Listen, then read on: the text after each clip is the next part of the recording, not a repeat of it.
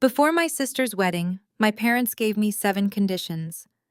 They told me to complete every single one, and in return, they would graciously allow me to attend. I smiled, booked a one-way beach vacation to Hawaii, and mailed one last gift to the reception. As my sister opened it in front of hundreds of high society guests, she screamed in absolute terror. Before I continue this story, let me know where you are watching from in the comments below. Hit like and subscribe if you have ever had to stand up to a toxic family member. My name is Evelyn, and I am 33 years old. I work as a forensic accountant in Chicago, a job that requires me to see through lies, track hidden assets, and spot fraud from a mile away. It is an ironic profession considering the family I was born into. We were sitting in a private dining room at one of the most expensive steakhouses in downtown Chicago. The kind of place with mahogany paneled walls, dim amber lighting, and waiters who memorize your order without writing it down. The air smelled of roasted garlic, seared prime beef, and old money. My father Richard sat at the head of the table. He was 60 years old and wore his tailored suits like a suit of armor, projecting the image of a highly successful logistics CEO. My mother Patricia sat to his right.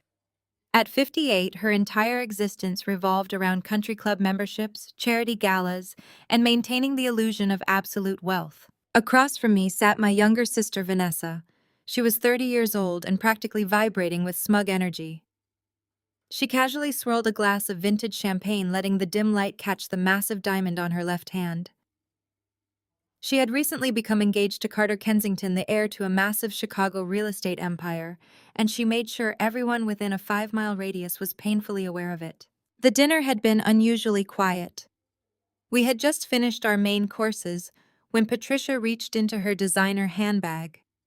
She pulled out a thick cream-colored envelope. It was heavy cardstock, the expensive kind sealed with a custom wax stamp featuring Vanessa and Carter's intertwined initials. Patricia placed her manicured hand on the envelope and slid it slowly across the white linen tablecloth until it stopped right next to my water glass. I looked at the envelope, then at my mother. I assumed it was my formal wedding invitation. I had been expecting it for weeks, though. I was not exactly thrilled about the prospect of attending a lavish spectacle designed solely to stroke my family's ego. Still, I reached out and picked it up. The wax seal broke with a crisp snap. I slid my finger under the flap and pulled out the document inside. It was not a wedding invitation. There was no flowing calligraphy inviting me to share in their joy. Instead, it was a typed legal document printed on crisp white paper. At the very top in bold black letters read a title that made me blink twice to ensure I was reading it correctly. It said, "Conditions for Evelyn's attendance at Vanessa and Carter's wedding." I kept my face completely neutral. Years of conducting tense financial audits had taught me never to show emotion when presented with absurd demands. I looked up from the paper. Patricia was sipping her wine, watching me closely. Richard had his arms crossed over his chest, projecting authority. Vanessa was smiling a tight, self-satisfied smirk. "You printed a contract for me to attend a wedding," I said, my voice perfectly level. "It is not a contract, Evelyn," my mother said smoothly. "It is a simple list of expectations." The Kensington family is very prominent in Chicago society. Theodore Kensington expects perfection from the family his son is marrying into. "We simply cannot have any embarrassing incidents, and we need to ensure you understand your role." "My role," I repeated. I looked back down at the document.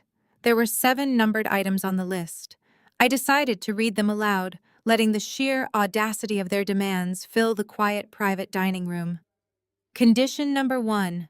I read, my voice echoing slightly against the mahogany walls. "Evelyn will immediately sign over her 20% minority stake in Richard's logistics company to Vanessa." I stopped and looked at my father.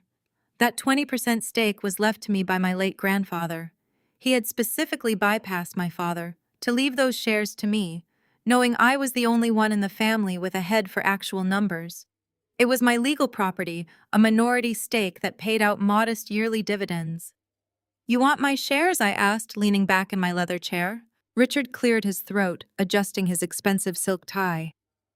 It is a necessary transfer, he said, using his best corporate negotiation voice. Theodore Kensington is demanding a very strict prenuptial agreement for Vanessa. They want to see her net worth before the lawyers finalize the paperwork. Adding your 20% stake to her portfolio will boost her overall valuation and put her in a much stronger negotiating position with the Kensington family. Vanessa chimed in, leaning across the table. It is just business, Evelyn. You do not even work at the company. I am marrying into a billionaire family. I need to bring substantial assets to the table so they know I am not just some nobody.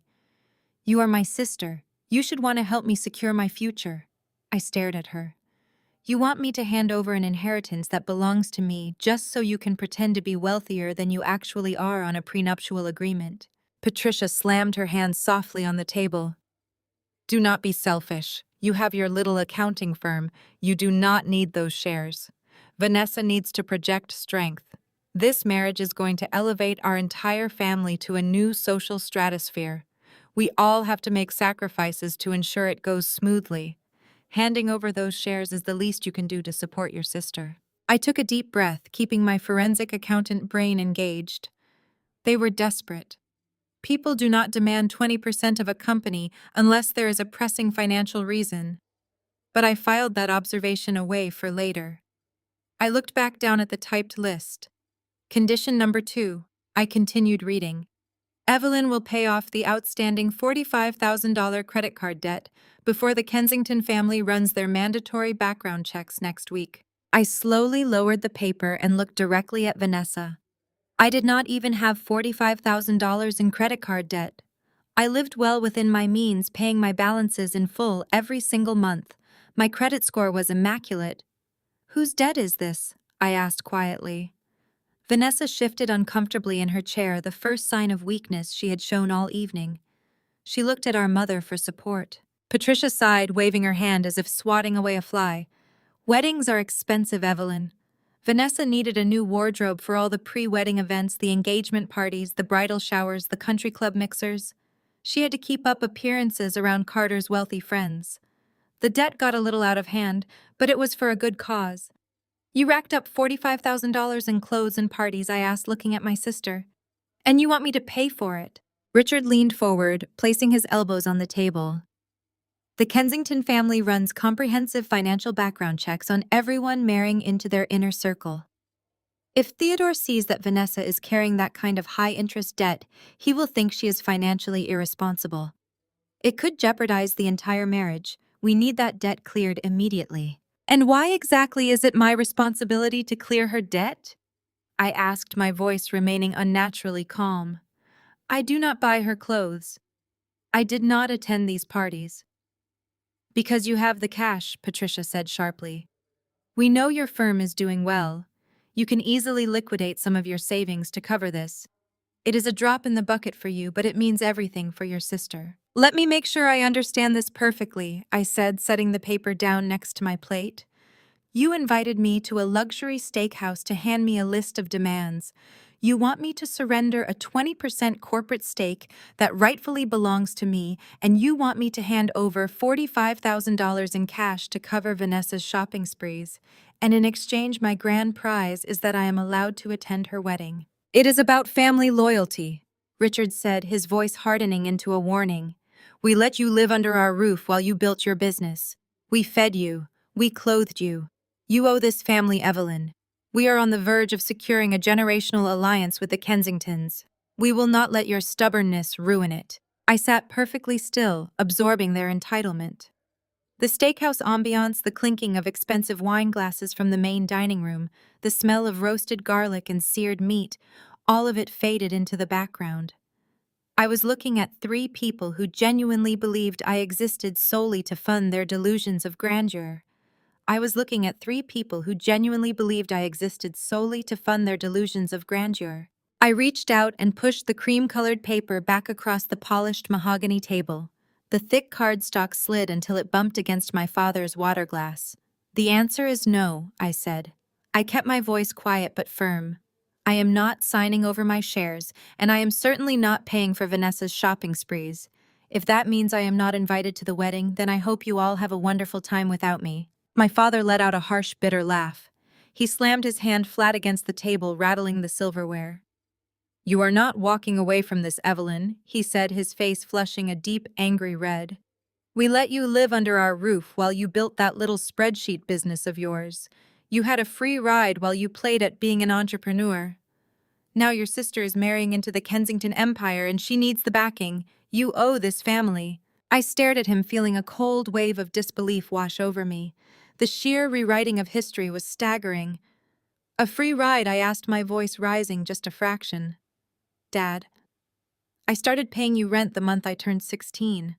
I worked 30 hours a week at a grocery store while taking advanced placement classes, just to hand you a check every first of the month. You told me it was to build character." "That is exactly what it did," Patricia chimed in, taking a delicate sip of her wine. "You should be thanking us for your strong work ethic." I ignored her and kept my eyes fixed on my father. I took out student loans to fund my own education. I paid for my own textbooks, my own laptop, and my own apartment the second I turned 18. I built my firm from the ground up without a single dime from you. Meanwhile, you bought Vanessa a brand new BMW for her high school graduation because she managed to pass biology with a C-. Vanessa gasped, clutching her napkin to her chest as if she had been physically struck. "That is completely unfair," she whined, her voice taking on that familiar grating pitch she always used when she wanted to play the victim. "You do not understand the pressure I am under, Evelyn. Carter's friends spend $10,000 on a casual weekend trip to Aspen. His mother expects me to wear designer labels to Tuesday morning charity brunches. I cannot just show up looking like some bargain bin nobody. I am representing the Blackwell family name." "You are representing a lie," I shot back. "You are pretending to have wealth you do not possess to impress people who would not look twice at you if they knew the truth." "That is exactly why you need to sign over the shares," Richard interrupted, pointing a thick finger at me. "Theodore Kensington expects a certain caliber of family. If Vanessa brings a 20% corporate stake to the marriage, it secures her position. It secures our position. Your little accounting firm is doing fine. You do not need those dividends. Vanessa needs the net worth on paper." "It is not your property to give away," I said, refusing to back down. "Grandfather left those shares to me because he knew I was the only one who actually understood how to read a balance sheet. He knew I would protect them. I am not handing them over so Vanessa can use them as a prop in a prenuptial agreement. And I am absolutely not paying $45,000 for her country club outfits." My mother set her wine glass down. The soft clink of the crystal against the table sounded unnaturally loud in the tense silence of the private dining room. She did not look angry. In fact, she looked terrifyingly calm. A slow, chilling smile spread across her face. "You really think you have a choice in the matter?" Patricia asked softly. She reached into her expensive leather handbag resting on the chair beside her. She pulled out a folded piece of paper completely separate from the wedding contract. She smoothed it out with careful, deliberate movements and slid it across the table toward me. I looked down. It was a credit card statement from a premium platinum account. The outstanding balance, printed in bold black ink, was exactly $45,212. But that was not what made the breath catch in my throat. I stared at the top left corner of the statement. The account was not in Vanessa's name. It was not in my parents' names. The name printed on the billing address was Evelyn Blackwell. My heart pounded against my ribs as my trained forensic accountant eyes scanned the document. I recognized the last 4 digits of my social security number listed in the account details. I looked at the transaction history. Thousands of dollars spent at high-end bridal boutiques, luxury shoe stores, exclusive florists, and expensive day spas. Purchases made over the last 6 months, all while I had been sitting in my office working 14-hour days. I looked up, my vision narrowing as the reality of what I was seeing clicked into place. "You stole my identity," I said, my voice barely a whisper. Vanessa shifted in her seat, looking momentarily guilty, before lifting her chin defensively. "It was an emergency," she said, crossing her arms.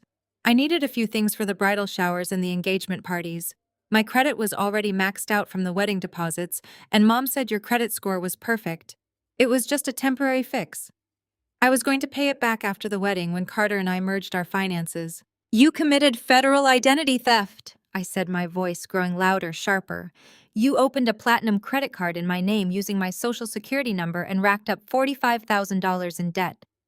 Do you have any idea what you have done? Oh, stop being so dramatic, Patricia scoffed, waving her hand dismissively. It is just a piece of plastic. Vanessa needed the funds to secure her future. We are family, Evelyn. We share our resources. You have the money to pay this off right now, so there is no harm done. No harm done, I repeated, feeling a surge of pure, unfiltered rage burning through my veins. You committed a felony. If I report this, Vanessa goes to prison. She does not go to a wedding. She goes to a federal holding cell. My father laughed, a harsh, grating sound that filled the room. You are not going to report your own sister to the police. Do not make empty threats. You care too much about your professional reputation to drag your family into a messy public scandal. Theodore Kensington would run for the hills if he found out his future sister-in-law was dragging his bride through the mud. You would be ruining everything. I stared at the three of them. They were not ashamed. They were not apologetic. They were completely and utterly convinced that they were entitled to my life, my money, and my identity. They had cornered me, or at least they thought they had. Patricia leaned forward, resting her arms on the table, her eyes locking onto mine with absolute malice. Here is what is going to happen, Evelyn. You are going to pay off that balance tomorrow morning. If you do not, Vanessa will simply stop making the minimum payments. She will let the account go into default. Since the card is in your name, the collection agencies will come after you. Your perfect, immaculate credit score will go up in flames. Your accounting firm will suffer when your clients find out you cannot even manage your own finances. She smiled, a cold, predatory expression. You will pay the debt, and you will sign over the shares, because family protects family, Evelyn. And right now, you are going to protect your sister. The sheer audacity of the ultimatum hung in the air. They thought they had trapped me in a flawless scheme. They assumed my desperation to protect my pristine financial reputation would force me to quietly absorb the $45,000 theft. They assumed I would cave to the pressure hand over the 20% corporate stake and obediently sit in the corner at the wedding while they paraded around on my dime. I looked at the statement again. My heart was still racing, but my panic was quickly being replaced by something else. A cold, calculating clarity. I was a forensic accountant. My entire career was built on tracking hidden money, finding discrepancies, and dismantling financial fraud. As I stared at the itemized list of transactions, my eyes caught something strange.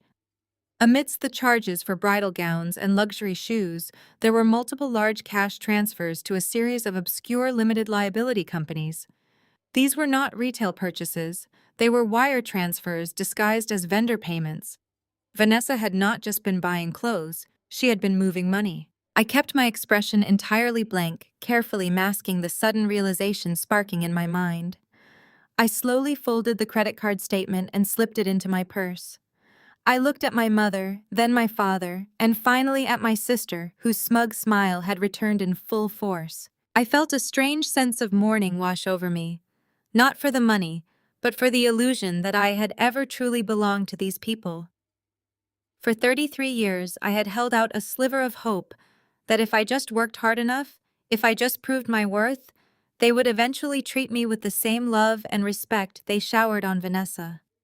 I had endured the snide comments, the constant comparisons, and the blatant favoritism, all because I believed that beneath the toxic behavior, we were still family. But this was not favoritism. This was a calculated predatory ambush. They had sat in this expensive restaurant eating premium steaks paid for by a bankrupt logistics company and casually admitted to ruining my financial standing just to maintain their social climbing facade. They did not see me as a daughter or a sister. They saw me as a blank check. They saw me as collateral damage in their desperate bid to secure the Kensington wealth. The betrayal cut deep, slicing through the last remaining ties of familial obligation. Any lingering guilt I might have felt about defending myself vanished completely in that dim mahogany room.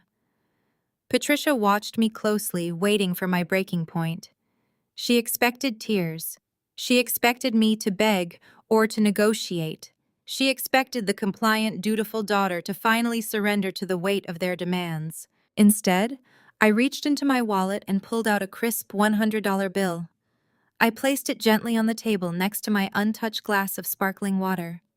I stood up from the heavy leather chair, smoothing the front of my tailored suit jacket. I looked down at the three people who thought they had just ruined my life. "I will take care of it," I said, my voice as cold and hard as ice. Patricia smiled triumphantly, exchanging a victorious glance with Vanessa. "I knew you would see reason," she said, reaching for her wineglass. "We will see you at the dress fitting on Thursday." I did not reply. I turned and walked out of the private dining room, my heels clicking softly against the hardwood floor. As I pushed through the heavy wooden doors and stepped out into the cool Chicago night air, my mind was already moving 1,000,000 miles a minute. I pulled my phone from my pocket and dialed the private number of my lead corporate attorney. The first trap was set, and they had absolutely no idea what was coming. Instead of breaking down, I felt an eerie, absolute calm settle over me. When average people are backed into a corner, they panic. They yell, they cry, they throw things. But I am not average. I am a forensic accountant. Panic is a useless emotion. Numbers are the only truth that matters. I reached out and slowly pulled the folded credit card statement back across the white linen tablecloth. My mother leaned back in her chair, crossing her legs and taking a delicate sip of her wine. She had a satisfied, almost predatory gleam in her eye, clearly mistaking my silence for submission. I kept my face entirely devoid of expression as I smoothed the heavy, glossy paper flat against the table. The dim amber lighting of the dining room cast long dancing shadows over the itemized charges, making the ink look stark and aggressive. $45,212. It was a staggering amount of money to spend in such a short window, even for someone as chronically materialistic and obsessed with status as my sister. I forced myself to look past the glaring total printed at the bottom of the page. I needed to look at the anatomy of the theft. I started scanning the individual lines of data, moving my eyes methodically down the columns of dates, merchant names, transaction codes, and geographic locations. At first glance, it looked exactly like what Patricia claimed it was: a lavish, out-of-control bridal shopping spree fueled by sheer entitlement. There were recognizable names of high-end boutiques on Oak Street, a luxury stationery company famous for their gold foil wedding invitations, and a well-known event planner based out of the Gold Coast. But my brain was not wired to read mere words. It was wired to read financial patterns, to look for the breaks in the rhythm of normal consumer behavior. As I moved down to the second page of the statement, the rhythm of the transactions abruptly changed. A normal retail purchase generates a specific type of merchant category code. When you buy a wedding dress, swipe a card at a high-end salon, or put down a cash deposit for imported floral arrangements, the global banking system registers it as a standard point of sale transaction. But three of the largest charges on this statement did not fit that profile at all. I stared at a $10,000 charge, followed immediately by a $12,000 charge, and finally a $15,000 charge. They were not listed under retail vendors or hospitality services. They were accompanied by a string of digits that made the air in my lungs go completely still. It was an automated clearinghouse routing code. Vanessa had not swiped a piece of plastic to buy designer clothes. She had initiated direct wire transfers. You cannot use a standard retail credit card to wire cash directly unless you are funneling it through a third-party payment processor or a dummy limited liability company. My eyes flicked to the vendor names attached to those massive glaring wire transfers: Apex Holdings, LLC, Pinnacle Consulting Group, Vanguard Solutions. They were incredibly generic, completely devoid of any bridal or event planning context. This was not a wedding expense. This was a crude, desperate, and highly illegal attempt at money laundering. Someone was moving cash fast and dirty, using my stolen identity to bankroll it and hide the digital footprint. Vanessa was greedy, vain, and entirely self-absorbed, but she was not smart enough to set up shell companies and initiate automated clearinghouse transfers. She barely understood how to balance a basic checking account. Someone else was pulling the strings. My gaze shifted slowly from the glossy paper to my father. He was staring at me, his jaw set in a hard, unyielding line, waiting for me to capitulate. Richard ran a massive logistics company. He knew exactly how to move money across state lines and hide assets in corporate accounts. The realization hit me with the force of a physical blow, but I did not let a single muscle in my face twitch. Richard was using Vanessa's wedding as a smokescreen to cover up his own financial crimes, and they were using my immaculate credit to fund it. If I called them out right now, if I demanded to know who owned Apex Holdings, LLC, they would know I was onto them. They would panic, cover their tracks, destroy the evidence, and spin a web of lies I might never be able to untangle in a court of law. I needed them to feel incredibly safe. I needed them to believe they had executed a flawless trap. I slowly folded the credit card statement, making sure to crease it exactly along its original lines. I took my time, letting the thick silence in the private dining room stretch until it became almost unbearable. Vanessa shifted in her seat again, her manicured fingers drumming nervously against the delicate crystal stem of her champagne flute. Patricia let out a soft, highly exaggerated sigh of impatience. "Well," my mother demanded, her voice dripping with condescension and maternal disappointment. "Have you finally decided to stop throwing a tantrum and act like a responsible adult? You understand what is at stake here, do you not? You understand that protecting your sister is the only acceptable option." I slipped the folded statement into my leather purse and snapped the heavy gold clasp shut. The sound was loud and sharp. I looked directly into my mother's eyes, projecting nothing but cold, hollow defeat. I let my shoulders slump just a fraction, offering them the physical submission they were so desperate to see. "I understand perfectly," I said. My voice was completely monotone, stripped of all the righteous anger and betrayal I had felt just moments before. "I understand exactly what kind of family I have, and I understand exactly what is required of me tonight." Richard nodded approvingly, a smug, deeply paternal smile finally breaking through his aggressive facade. "That is my girl. I knew you would come to your senses. It is just a minor financial hurdle, Evelyn. Once Vanessa is safely married to Carter, this will all be water under the bridge. The Kensingtons will open doors for all of us. You will see. It is an investment in our collective future." I did not argue with his delusion. I did not nod in agreement. I simply reached into my wallet with slow, deliberate movements. I pulled out a crisp, newly minted $100 bill. I placed it gently on the table, smoothing it out, right next to the crystal goblet of sparkling water I had not taken a single sip from all evening. The bill was perfectly centered on the pristine white linen, a stark green contrast to the luxury surrounding us. "I will take care of it," I said, my voice barely above a whisper, echoing with a chilling emptiness. I stood up, pushing my heavy leather dining chair back with a soft scrape against the polished floorboards. I smoothed the front of my tailored suit jacket, picking up my purse. Vanessa looked up at me, a victorious, gloating smile stretching wide across her perfectly painted lips. "Do not forget the final dress fitting on Thursday," she chimed in, practically vibrating with triumphant energy. "We need you there to approve the bridesmaid alterations." I looked down at her, memorizing the sheer toxic entitlement radiating from her posture. "I will take care of everything," I repeated coldly. I turned my back on them and walked toward the heavy mahogany doors of the private dining room. I pushed them open, stepping out into the bustling main floor of the steakhouse. The sudden, overwhelming noise of laughter, clinking silverware, and soft jazz music washed over me, but I tuned it all out completely. I kept my posture rigidly straight, my chin held high, walking past the crowded leather booths and the grand marble bar without looking left or right. I pushed through the heavy revolving glass doors at the front entrance and stepped out into the night. The sudden blast of the evening air felt like ice against my flushed skin, but it cleared my head instantly. The street was alive with the ambient glow of streetlights, the low hum of passing luxury cars, and the distant echoing wail of a city siren.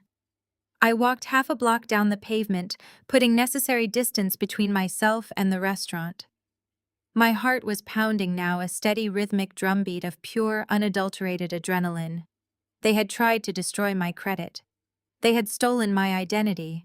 They had attempted to extort me for an inheritance that my grandfather had entrusted solely to my care. But they had made one fatal, catastrophic miscalculation. They forgot what I do for a living. I stopped under the harsh, illuminating glare of a street lamp. I pulled my phone from my pocket and unlocked the screen. I bypassed my personal contacts and dialed a highly secure private number from memory. I was calling Marcus Vance, the most ruthless, unrelenting corporate litigation attorney in Chicago. A man who specialized in hostile takeovers, asset recovery, and dismantling fraudulent enterprises with surgical, terrifying precision. The line rang exactly one time before a deep, gravelly voice answered the call. "Evelyn, it is past 8 on a weeknight. Who are we suing?" Marcus asked, his tone instantly alert and ready for war. I took a deep breath, feeling the icy wind whip around my shoulders. "Marcus, I need you to initiate a hostile dissolution of my minority stake in Blackwell Logistics. And I need a covert, immediate forensic freeze on a series of shell companies operating under the name Apex Holdings." "Your father's company?" Marcus asked, a note of genuine dangerous intrigue entering his voice. Did he finally step over the line? He did not just step over it. He set the entire line on fire. I said, my eyes narrowing as I watched the valet stand down the street. "They stole my identity to launder $45,000 through fake corporate vendors, and they are using the massive debt to blackmail me into surrendering my grandfather's shares to my sister. They think I am going to quietly pay it off tomorrow morning to save my credit score." Marcus let out a low, dark chuckle that sounded like grinding stones. "They tried to extort a forensic accountant. That is a special kind of stupid. What is the play? We are going to let them think they won. I want you to draft the share transfer paperwork but embed a massive fraud dissolution clause. Meanwhile, I am going to audit his entire life. By the time they realize what is happening, there will not be a single cent left for them to hide." The sun was breaking over Lake Michigan when I walked into my office. My firm occupied the 14th floor of a sleek glass building designed to reflect precision and absolute order. I had not slept a single wink. I had spent the night sitting at my kitchen counter staring at the credit card statement waiting for sunrise so I could finally rip my family's lies apart. At exactly 7, my senior associate Maya walked in carrying 2 steaming cups of black coffee. Maya was intensely loyal and arguably the best forensic data analyst in Chicago.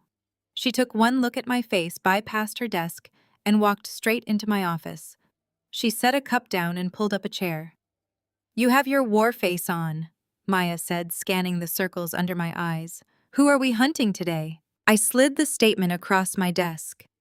"I need a deep background trace on 3 entities," I said, my voice steady. "Apex Holdings, Pinnacle Consulting Group, and Vanguard Solutions. I need to know who owns them and where their capital flows." Maya picked up the statement, darting over the itemized charges. She saw the bridal boutiques and the day spas. Then her gaze landed on the automated clearinghouse wire transfers. She frowned, leaning closer. "This is a personal platinum card," Maya said, tracing the account number. "Someone is pulling cash advances and wiring them to generic LLCs. That is a massive red flag for money laundering. Whose account is this?" "It is mine," I replied. Maya dropped the paper, her mouth falling open. "You would never do something this sloppy," she said. "I did not do it," I explained. "My sister Vanessa stole my identity. She opened this account 6 months ago. My parents invited me to dinner last night and tried to extort me into paying it off. They claimed Vanessa racked up the debt buying dresses to impress her billionaire fiancé. If I did not pay the $45,000, they would let the account default and destroy my credit." Maya looked horrified. "Your own family stole your identity?" she asked, her voice thick with disbelief. "Evelyn, you need to call the police. You need to file a fraud report right now." "I will," I said calmly, "but not yet. Look at the vendor names on those wire transfers. Vanessa is not a criminal mastermind. She does not know what an automated clearinghouse transfer is, let alone how to execute one to a shell company. Someone else is moving this money using her wedding as a convenient cover story." Maya understood immediately. Her shock was replaced by cold, calculating focus. She grabbed her laptop and started typing rapidly. We spent the next 4 hours pulling apart the digital threads of the fraudulent spending. We ignored the dresses and focused entirely on the massive chunks of cash vanishing into those generic companies. By noon, my office was littered with registry records and financial tracing documents. Maya hit the final keystroke and spun her laptop around. "You were right," Maya said, pointing to a highlighted filing. Apex Pinnacle and Vanguard are dummy corporations registered to a single post office box in Delaware.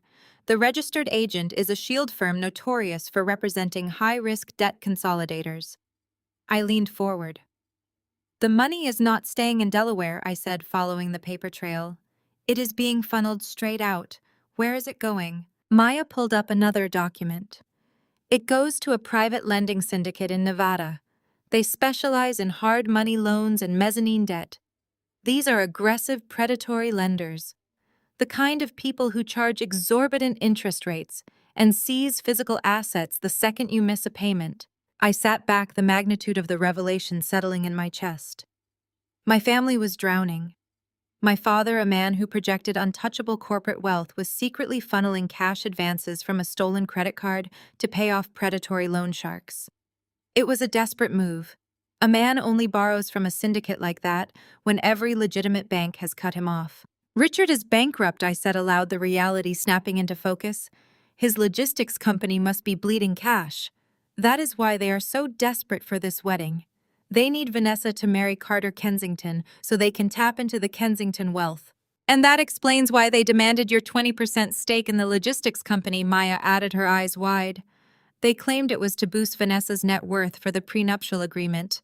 But that is a lie. If Richard's company is collapsing, those shares are the only clean equity left. They need to consolidate ownership so they can pledge the entire company as collateral or maybe trick Theodore Kensington into buying them out. They are using me as a human shield," I said, a wave of disgust washing over me. "They stole my identity to buy a few more weeks of breathing room, and they wanted my inheritance to secure their golden parachute. They thought I would be too intimidated to look closely at the paperwork. They foolishly thought I would just write a massive check to protect my reputation." Maya looked at me, her expression hardening into absolute resolve. "What do we do now?" "We drop an absolute bomb on them right now," I said, reaching for my desk phone. As a 20% minority shareholder in Blackwell Logistics, I possessed undeniable legal rights. Under state corporate law, a minority shareholder can demand a full and immediate inspection of the company's books if they suspect gross mismanagement or fraud. Richard had spent years treating me like a naive child. He was about to learn exactly what kind of professional I had become. I dialed Marcus, my corporate attorney, and put him on speakerphone. "Marcus," I said when he answered, "the fraud is deeper than we thought. Richard is heavily leveraged with private hard money lenders, and he is using stolen funds to service the debt." "I hear you," Marcus replied, his voice practically humming with anticipation. "Give me the word." "Draft a formal minority shareholder demand for inspection," I instructed. "Cite reasonable suspicion of corporate fraud, embezzlement, and illicit commingling of funds. I am triggering an aggressive, legally binding forensic audit of Blackwell Logistics. Do not send the demand letter to my father. Bypass him entirely. Serve the legal notice directly to his chief financial officer and the company's board of directors. I want them to know they are being audited before Richard even has a chance to formulate a lie." "Consider it done," Marcus said. "The notice will be served by messenger before the end of the business day. They will have 48 hours to surrender their ledgers, or we petition the court to freeze their operating accounts." I ended the call and looked across the polished desk at Maya. She was carefully compiling all of our initial findings into a pristine, heavily documented evidence binder. There was no going back now, and honestly, I did not want to. I was declaring open war on my own blood. I was going to tear my father's empire apart, ledger by ledger, line by line, until there was absolutely nowhere left for him to hide his failures. The $45,000 credit card bill was just the bait. They had willingly invited the wolf into their own house, and I was going to gladly, methodically burn it to the ground. The next 48 hours moved with agonizing slowness. I ignored my mother's texts and my sister's demanding voicemails. I stayed locked inside my office with Maya fueling ourselves on black coffee. Marcus executed the legal strike perfectly. The demand for inspection landed on the desk of the Blackwell Logistics chief financial officer like a live grenade. Faced with a minority shareholder threatening a court-ordered freeze on all operating accounts, the board of directors completely capitulated. By Thursday morning, a secure hard drive arrived at my firm. It contained the raw general ledgers and internal transaction histories of my father's logistics empire for the past 5 years. I plugged it into my terminal and pulled up the master spreadsheets. Maya rolled her chair next to mine, her eyes fixed on the monitor. We did not speak for the first 2 hours. The only sound was the rapid clicking of my mouse. I am accustomed to seeing corporate mismanagement or creative accounting tricks, but what I was looking at on my screen was not a business mistake. It was a financial massacre. My father's company was not struggling. It was catastrophically bankrupt. Blackwell Logistics had not turned a legitimate profit in nearly 4 years. Their freight contracts were drying up and operational costs were bleeding them dry. Yet the accounts showed millions of dollars moving through the system. I cross-referenced the data tracing the flow of capital with a growing sense of horror. Richard was not running a logistics company anymore. He was running a shadow Ponzi scheme. He was actively soliciting massive cash injections from new private investors, promising them guaranteed returns on non-existent freight expansion projects. That new money was never invested in the business. It was immediately cannibalized to pay off the older investors, keeping the illusion of profitability alive. That was only half the nightmare. I pulled up a separate spreadsheet tracking outflows from the corporate master account into deeply buried personal trusts. The numbers were grotesque. Richard was bleeding his dying business dry to fund the illusion of their high society life. I watched the cursor glide over a $30,000 wire transfer used to pay Patricia's overdue country club initiation fees. I found the monthly lease payments for Vanessa's luxury vehicles pulled directly from payroll accounts. Hundreds of thousands of dollars were siphoned off to cover designer clothes and extravagant vacations. My mother had acted as if her wealth made her untouchable, but she was standing on a mountain of stolen money.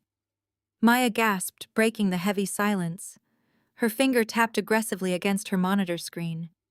"Evelyn, you need to look at this routing history from the second quarter," she said, her voice tight with disbelief. "Look at this incoming wire transfer. Look at the date." I slid my chair over and stared at the digital footprint. Just 6 weeks ago, a massive influx of cash had suddenly hit Richard's primary operating account. It was a single staggering deposit of $2 million. It was the only reason the company had not defaulted on its payroll the previous month.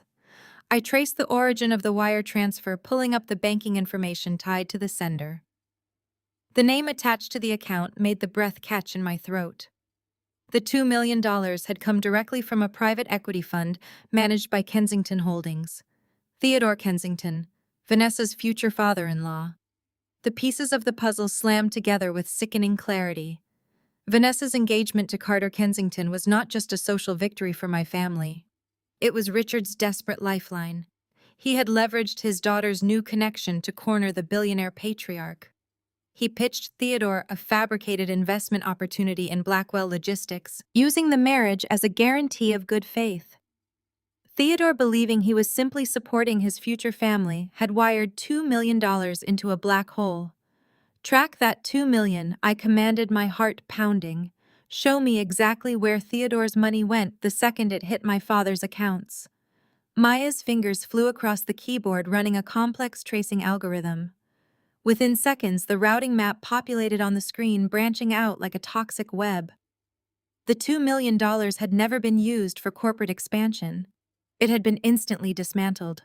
A portion went to pacify the aggressive hard money lenders we had discovered earlier, keeping the loan sharks from seizing Richard's personal assets. But then my eyes caught the most damning outflow of all. Nearly $500,000 of Theodore Kensington's investment capital had been quietly transferred out of the logistics company and dumped directly into the dummy shell companies Vanessa had used to hide her credit card theft. I pulled up the itemized receipts from the shell companies, matching them against the dates of the Kensington wire transfer. The reality was so brazen, so unimaginably reckless, that I actually felt a wave of nausea wash over me. Richard had embezzled $500,000 of Theodore Kensington's money to pay for his own daughter's extravagant wedding. I stared at the ledger matching the fraudulent corporate withdrawals to the vendor deposits. There was a $75,000 transfer to the luxury country club to secure the venue. There was $50,000 wired to the elite catering company. Thousands more funneled to high society florists, custom dress designers, and vintage champagne distributors. Every single extravagant detail of Vanessa's perfect high society wedding was being funded by money stolen directly from the groom's own father. "They are out of their minds," Maya whispered, staring at the screen in absolute shock.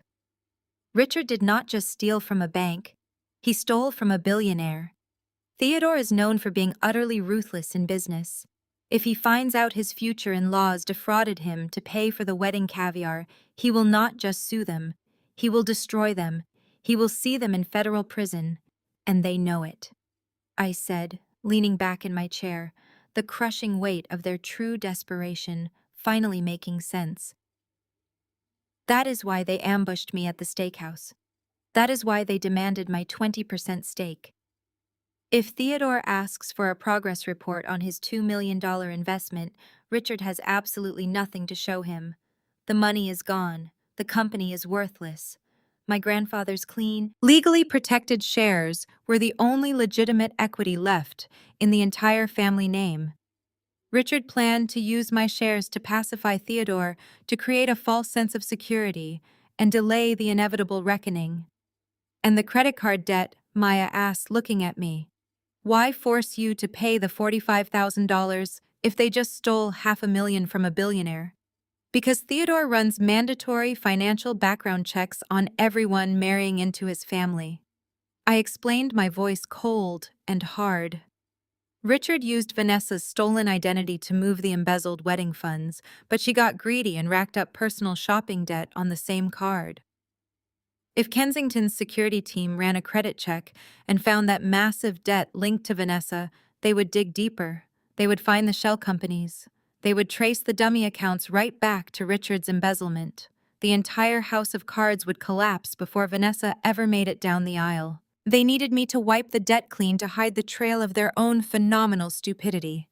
I sat in absolute silence, completely ready to burn them down. The silence in my office lasted exactly 42 minutes. The heavy glass doors at the front of my firm were usually quiet, but they suddenly flew open with enough force to rattle the glass in its frame.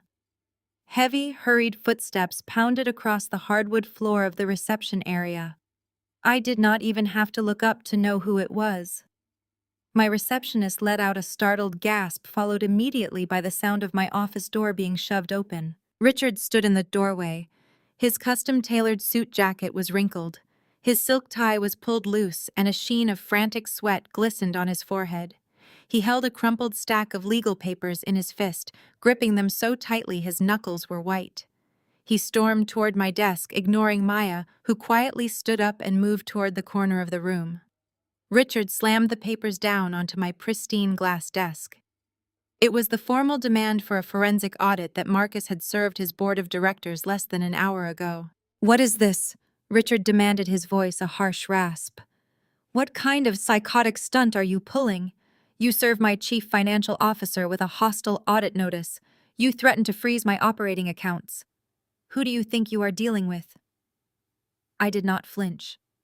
I kept my hands folded neatly on my desk, my posture perfectly relaxed. "I am dealing with a man who is legally obligated to open his books to a 20% minority shareholder," I said, my voice completely devoid of emotion. Richard planted both hands on my desk, leaning over me. "You are my daughter," he snarled, a desperate cornered panic bleeding through his anger. "I built that empire from nothing. I put a roof over your head.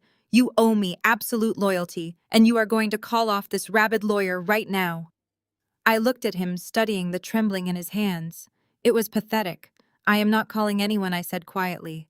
"The audit proceeds." Richard let out a sharp, mocking laugh that echoed loudly in the confined space of the office.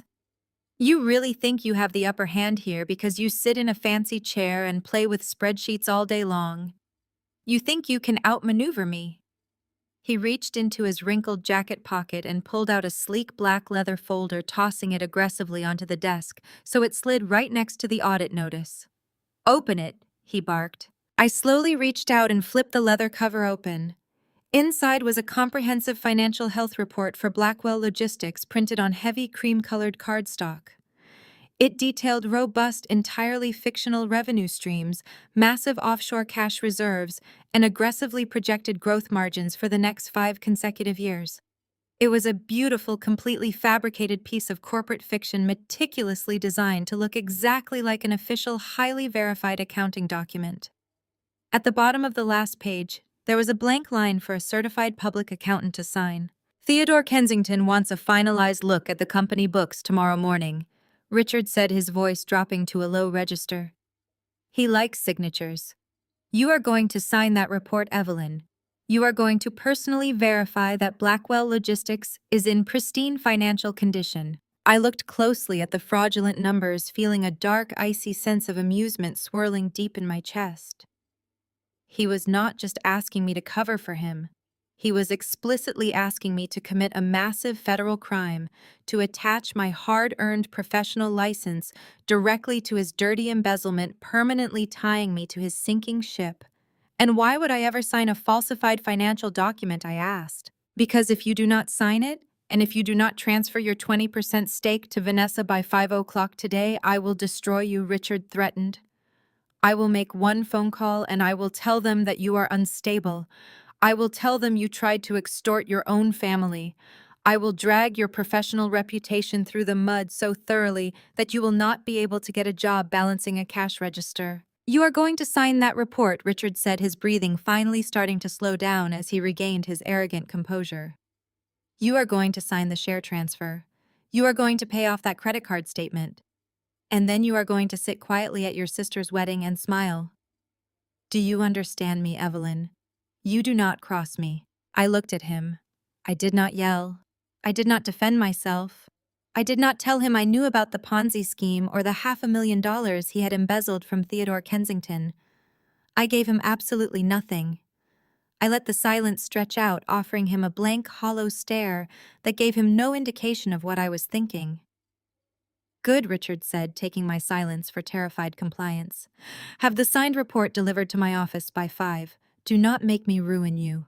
He turned around and marched out of my office, leaving the heavy glass door wide open. His heavy footsteps echoed through the reception area until the front doors swung shut behind him, plunging the firm back into silence. Maya let out a long, slow breath from the corner of the room. She walked over to the door and quietly pushed it shut. I stood up from my desk. My hands were perfectly steady. I walked over to the heavy office door and turned the deadbolt, hearing the solid metallic click echo in the room. I walked back to my desk, picked up the fabricated financial health report, and dropped it straight into the shredder. The machine whirred to life, chewing the pristine corporate fiction into tiny, useless ribbons. I sat back down at my computer. I opened a new browser tab and navigated to a premium travel website. With a few quick keystrokes, I selected a departure date for 2 days before Vanessa's wedding. I booked a one-way first-class ticket to Maui, typing in my payment details with methodical precision. If the Kensington Empire was going to unleash hell on my family, I had absolutely no intention of being in the blast radius when the shockwave hit. I was going to be sitting on a beach with a cocktail thousands of miles away from the wreckage. I closed the browser and picked up my desk phone. I bypassed the local police department entirely. This was no longer a simple case of identity theft or a family dispute. This was a multi-million-dollar corporate fraud crossing state lines, involving shell companies, predatory lending, and the blatant embezzlement of a billionaire's private equity funds. I dialed the direct line for the Federal Financial Crimes Unit in Chicago. I listened to the dial tone, my mind perfectly clear, my professional instincts taking complete control. Maya walked over and stood in front of my desk, her eyes bright with adrenaline. She looked at the shredded paper, then at me. I held the receiver of the desk phone tightly against my ear, patiently waiting for the assigned federal agent to answer. I looked up at Maya, letting a slow, genuine smile finally break across my face. "It is time to build the wedding gift," I said. I sat in absolute silence, completely ready to burn them down. The quiet humming of the office ventilation system was the only sound breaking the heavy atmosphere in the room. Maya watched me, her hands hovering over her laptop keyboard, waiting for my next command. I did not reach for my desk phone to call my father. I did not draft an angry accusatory email to his corporate office. Instead, I picked up my personal cell phone, unlocked the brightly lit screen, and opened the family group chat. To catch a predator, you have to play the wounded prey. I stared at the blank text box, the cursor blinking in a steady, mocking rhythm. I typed slowly, making absolutely sure my tone conveyed the exact right amount of reluctant, defeated submission. "I have thought about our conversation at the restaurant last night," I wrote. "You are right. Family comes first. I will handle the credit card debt tomorrow morning, and I will sign over the share transfer documents before the wedding. I just want this situation to be over." I hit send. It did not even take a full minute for the replies to start rolling in. My phone vibrated aggressively against the glass surface of my desk, the screen lighting up with a rapid succession of incoming messages. I opened the chat to view their responses. Vanessa was the first to reply. Finally, she wrote, "I am so glad you decided to stop being so selfish and dramatic. The final dress fitting is at 2:00 on Thursday. Do not be late." Then came a message from Patricia. "It is about time you learned your place in this family, Evelyn. We expect a much better attitude from you at the rehearsal dinner.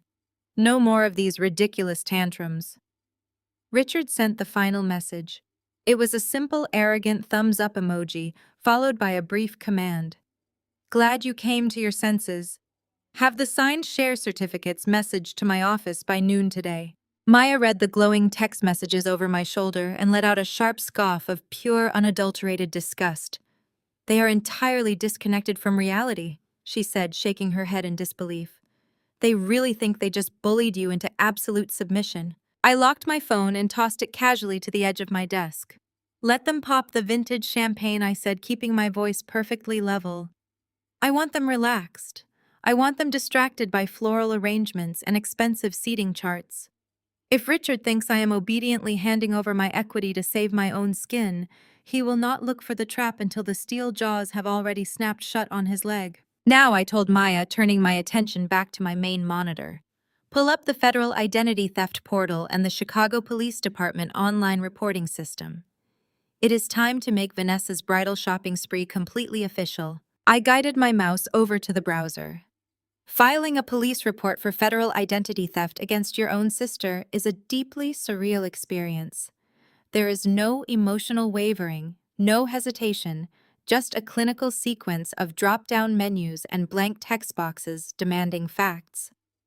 I entered my personal information, followed by the fraudulent account number, and attached the high-resolution PDF scans of the unauthorized wire transfers to the dummy corporations.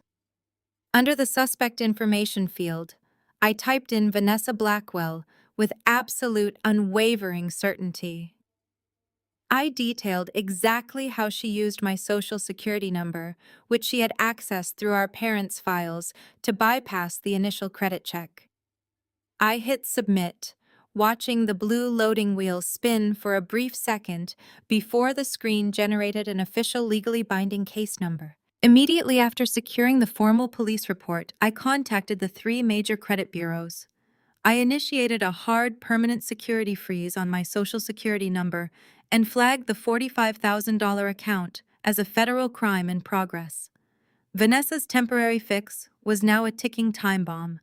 The credit card company would launch an immediate aggressive investigation, and the collection agencies would soon realize the massive debt did not belong to me at all. With my personal finances locked down in an impenetrable vault, I turned my attention to the much larger beast. I dialed Marcus again, switching the call to the central speakerphone on my desk so Maya could hear the conversation. "Marcus, the bait has been taken," I said as soon as the attorney answered the line. I just told Richard I am signing over the shares. He expects the transfer documents delivered to his office by noon. Marcus let out a sharp, deeply appreciative laugh. Perfect. I have the paperwork ready on my end. But we are not sending him a standard equity transfer. We are executing the fraud dissolution clause we discussed.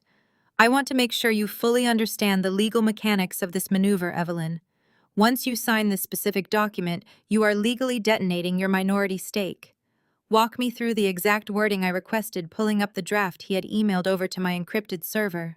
Under a standard transfer, Marcus explained, his tone shifting into a rapid, authoritative legal cadence. You would simply assign the value of your 20% stake directly to Vanessa. But because we uncovered the Ponzi scheme and the blatant embezzlement of Theodore Kensington's $2 million investment, a standard transfer would make you complicit. If you transfer shares of a company you know is operating fraudulently, the federal government can hold you legally liable for the fallout. You would go down with the sinking ship. So how do we cut the anchor? I asked, leaning forward. We are embedding a total liability severance into the transfer agreement, Marcus said. The document you are signing formally relinquishes your shares, but it explicitly cites irreconcilable financial discrepancies and gross mismanagement by the majority shareholder. It essentially states that you suspect criminal negligence and are legally abandoning your equity to protect yourself. By signing this, you are explicitly documenting that you want absolutely no part of Blackwell Logistics.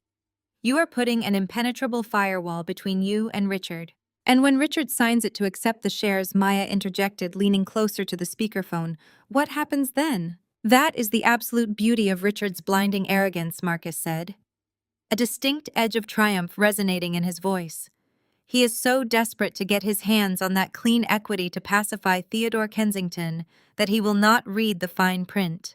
He will see Evelyn's signature relinquishing the shares, and he will eagerly sign the acceptance line without consulting his own legal team. The second his pen hits that paper, he is legally accepting full, sole liability for every single fraudulent transaction, every embezzled dollar, and every unpaid predatory loan. He is signing his own financial death warrant, and he is completely indemnifying Evelyn in the process. I pulled the printed legal document toward me. The heavy cream-colored legal paper felt substantial under my fingertips. I picked up my favorite silver fountain pen, uncapped it, and stared down at the blank signature line. This was the moment of no return. By signing this paper, I was walking away from my grandfather's legacy. I was letting the logistics company he built burn to the ground. But my grandfather had been a man of strict integrity. He would never have wanted his name attached to a criminal enterprise, and he would have expected me to protect myself above all else. I pressed the nib of the pen to the paper and signed my name with a smooth, fluid motion. It is done, I told Marcus. The shares are gone. My liability is completely severed. Excellent work, Evelyn, Marcus replied. I will have my private courier pick up the physical document and deliver it directly to Richard's personal secretary. By noon, he will think he has won the lottery. Let him think whatever he wants, I said. We need to start compiling the final evidence packet for the federal authorities. We have the routing numbers for the offshore accounts, the wire transfers to the dummy corporations, and the paper trail proving he stole $500,000 from the Kensington Equity Fund. Maya began sorting the massive stacks of printed ledgers into neat categorized piles on the floor. I will organize the hard copies by transaction date and cross-reference them with the fraudulent credit card charges, she said, her hands moving efficiently. I leaned back in my leather chair, listening to the final click of the speakerphone as Marcus disconnected the call.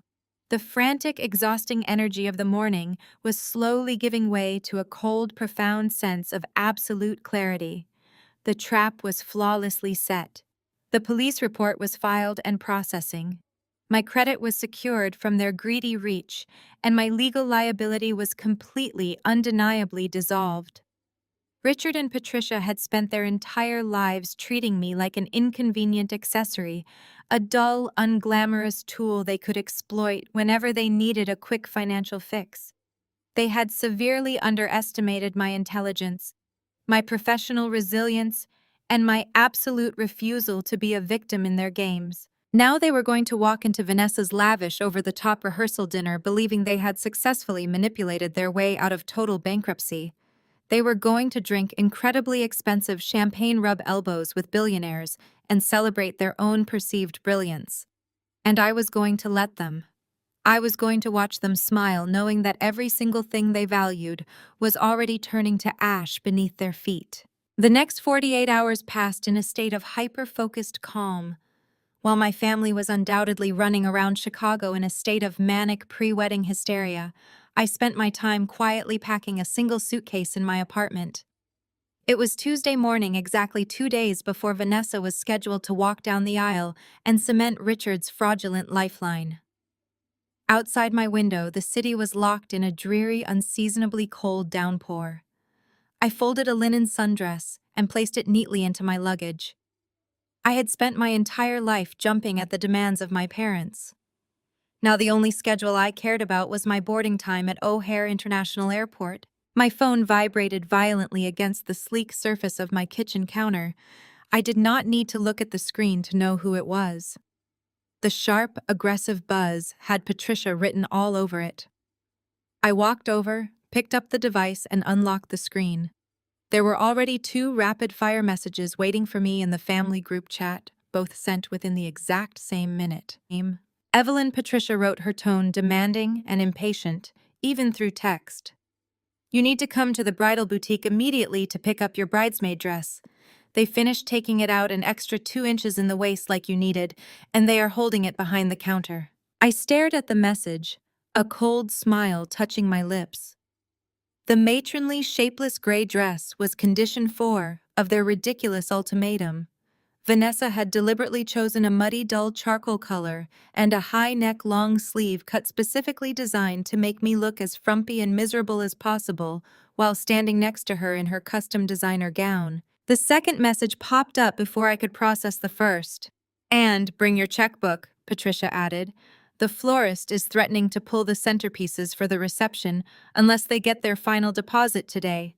You need to sign the check for the remaining $15,000 right now. That was condition 3. They actually thought I was going to hand over a massive check to pay for imported orchids and white roses, all while my father was actively being investigated by the federal government for embezzling $500,000. The sheer breathtaking audacity of it would have made me angry a month ago. Now it just felt like watching a poorly written play where I already knew the ending. I set my suitcase by the front door and grabbed my coat, sliding my arms into the sleeves while keeping my eyes fixed on the glowing screen of my phone. Then I tapped the text box and typed my response. Flight lands at 2 in the afternoon, I wrote. Can someone pick me up? I hit send and waited. The response was almost instantaneous, a digital explosion of outrage and indignation.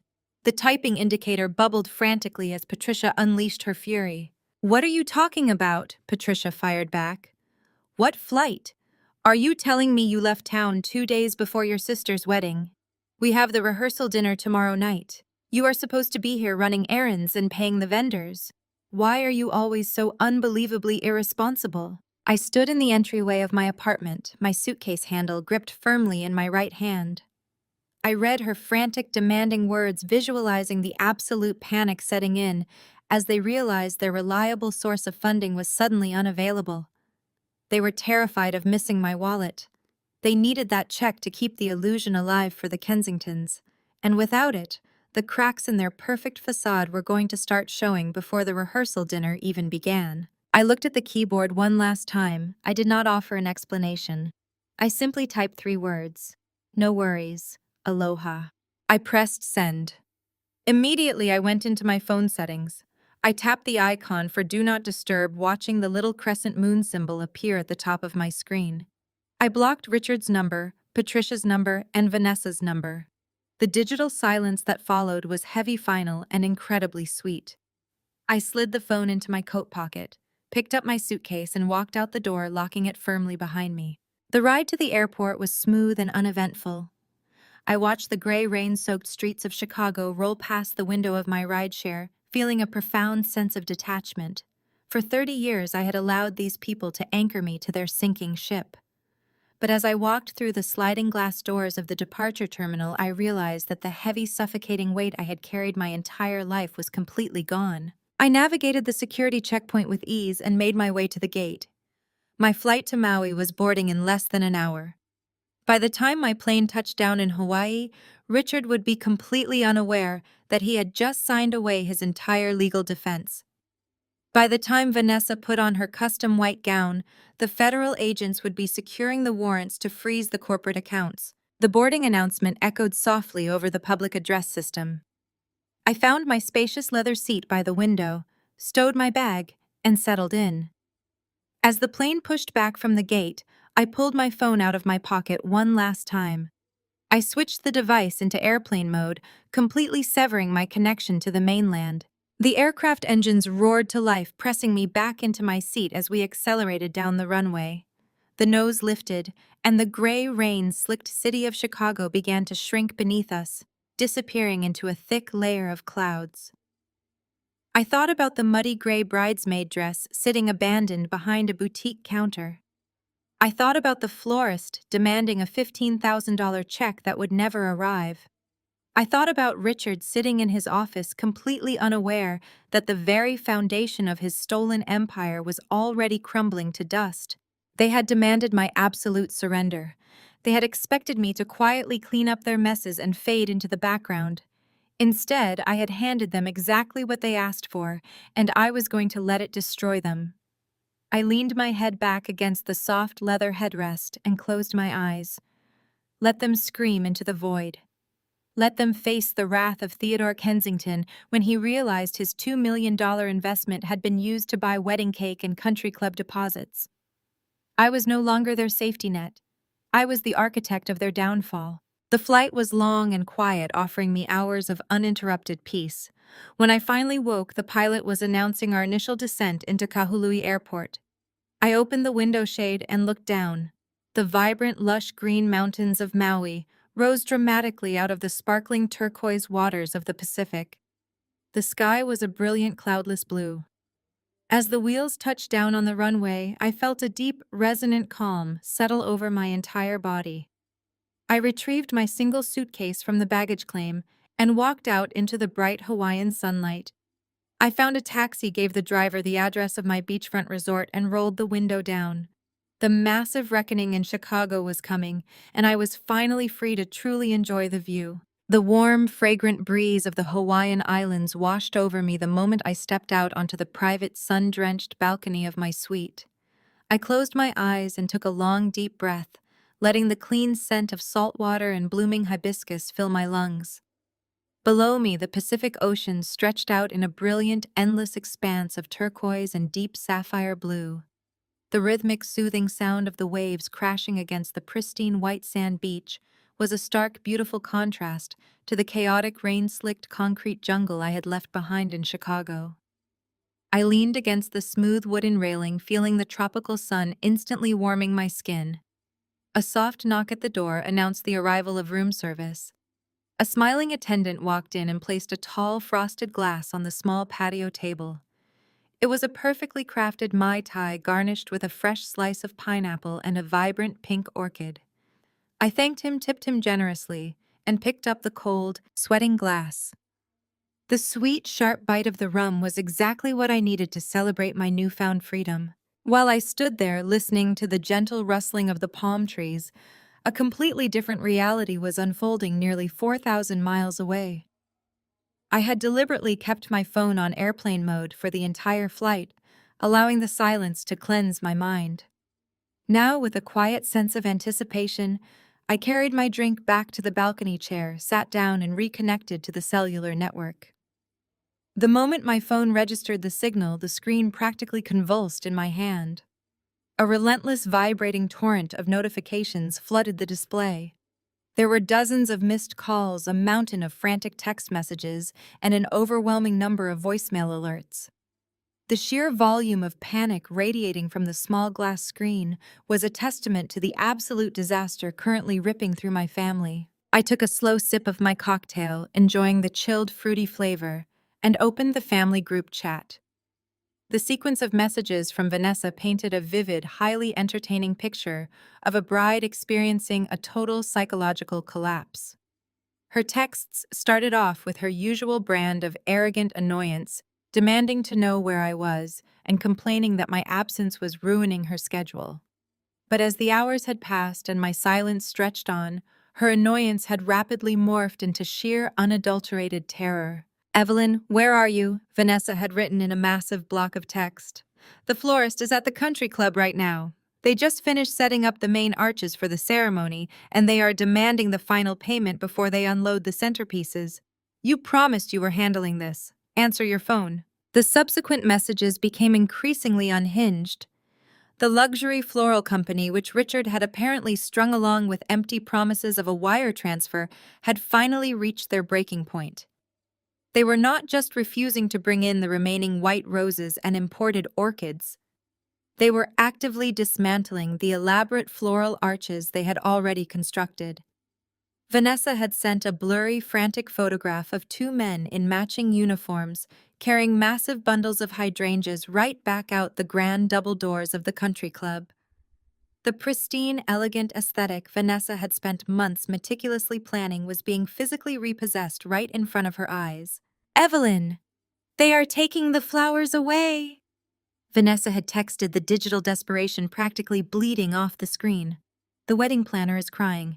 Theodore Kensington is going to be here for the rehearsal dinner in 3 hours. You have to fix this right now. You are ruining my life." I scrolled past her hysterics, feeling absolutely no sympathy for a woman who had gladly stolen my identity to fund her own vanity. I navigated away from the text messages and opened my voicemail inbox. The most recent message was from Richard. I tapped the screen to play the audio on speakerphone, setting the device on the small table next to my drink. Richard's voice filled the warm Hawaiian air, sounding rough, breathless, and completely stripped of his usual polished arrogance. In the background of the recording, I could hear the distinct sounds of high society panic. People were shouting, metal chairs were being scraped aggressively across hardwood floors, and someone who sounded suspiciously like Patricia was openly sobbing. "The florists are threatening to pull everything," Richard shouted into the receiver. "Transfer the $30,000 now. I do not care what you have to do, just wire the money to the venue immediately before the Kensingtons arrive." He paused, taking a ragged, heavy breath, and when he spoke again, the panic in his voice had reached a fever pitch. "And where is the physical copy of your share transfer?" Richard demanded, his words tumbling over each other in his haste. "Your attorney sent over a dissolution notice, not a transfer. Theodore Kensington is expecting to see the clean equity paperwork in my hands tonight. You promised you were signing it over. Call me back the second you get this message. You are destroying everything." The voicemail ended with a sharp, angry click. I let out a soft, genuine laugh, the sound mingling with the gentle crash of the ocean waves below. Richard was finally beginning to understand the magnitude of his predicament. The private courier had delivered the fraud dissolution document exactly as Marcus and I had planned, but Richard had clearly expected a clean, simple transfer of my shares. Now he was standing in the middle of a collapsing wedding venue, holding a piece of paper that explicitly detailed his own criminal negligence, with zero access to the clean equity he desperately needed to pacify a ruthless billionaire. He still thought he could bully his way out of the corner. He still thought barking orders into a voicemail would magically produce $30,000 to save the floral arrangements. He had absolutely no idea that the real destruction had not even arrived yet. I picked up my phone and opened my package tracking application. I navigated to a specific, highly secure shipment I had arranged before leaving Chicago. A massive, heavy box sealed with tamper-evident tape and backed by an exorbitant amount of shipping insurance was currently out for delivery. I watched the green progress bar on the screen inch closer to its final destination. The package was securely scheduled to be handed directly to the concierge desk at the Kensington Country Club within the next 20 minutes. I did not send Richard a physical copy of my share transfer. I sent Theodore Kensington the raw, unfiltered truth. The heavy box contained the complete, unredacted accounting ledgers for Blackwell Logistics. It contained the printed police report detailing Vanessa's identity theft and the subsequent credit freeze. Most importantly, it contained the explicit highlighted wire transfer receipts, proving exactly how Richard had embezzled $500,000 of Theodore Kensington's private equity funds and funneled the cash directly into the dummy shell companies to pay for the very wedding he was currently trying to save. I pictured Theodore Kensington, a man known throughout the corporate world for his cold, calculating ruthlessness, opening that heavy box. I imagined him pulling out the financial ledgers and tracing his own stolen money straight to the country club venue. The Kensingtons were not the kind of family who tolerated embarrassment, and they certainly did not tolerate being defrauded by a desperate man running a shadow Ponzi scheme. When that package arrived, the missing floral arrangements would be the absolute least of Richard's problems. The illusion of the Blackwell family wealth was about to be violently ripped away in front of Chicago's elite. There would be no glamorous rehearsal dinner. There would be no high society wedding. There would only be the devastating public collapse of a man who had built his entire life on stolen money and arrogant lies. I locked my phone screen, ending the digital connection to the chaos unfolding in the Midwest. The screen went dark, reflecting the bright blue sky above me. I picked up my Mai Tai, the condensation cooling my palm.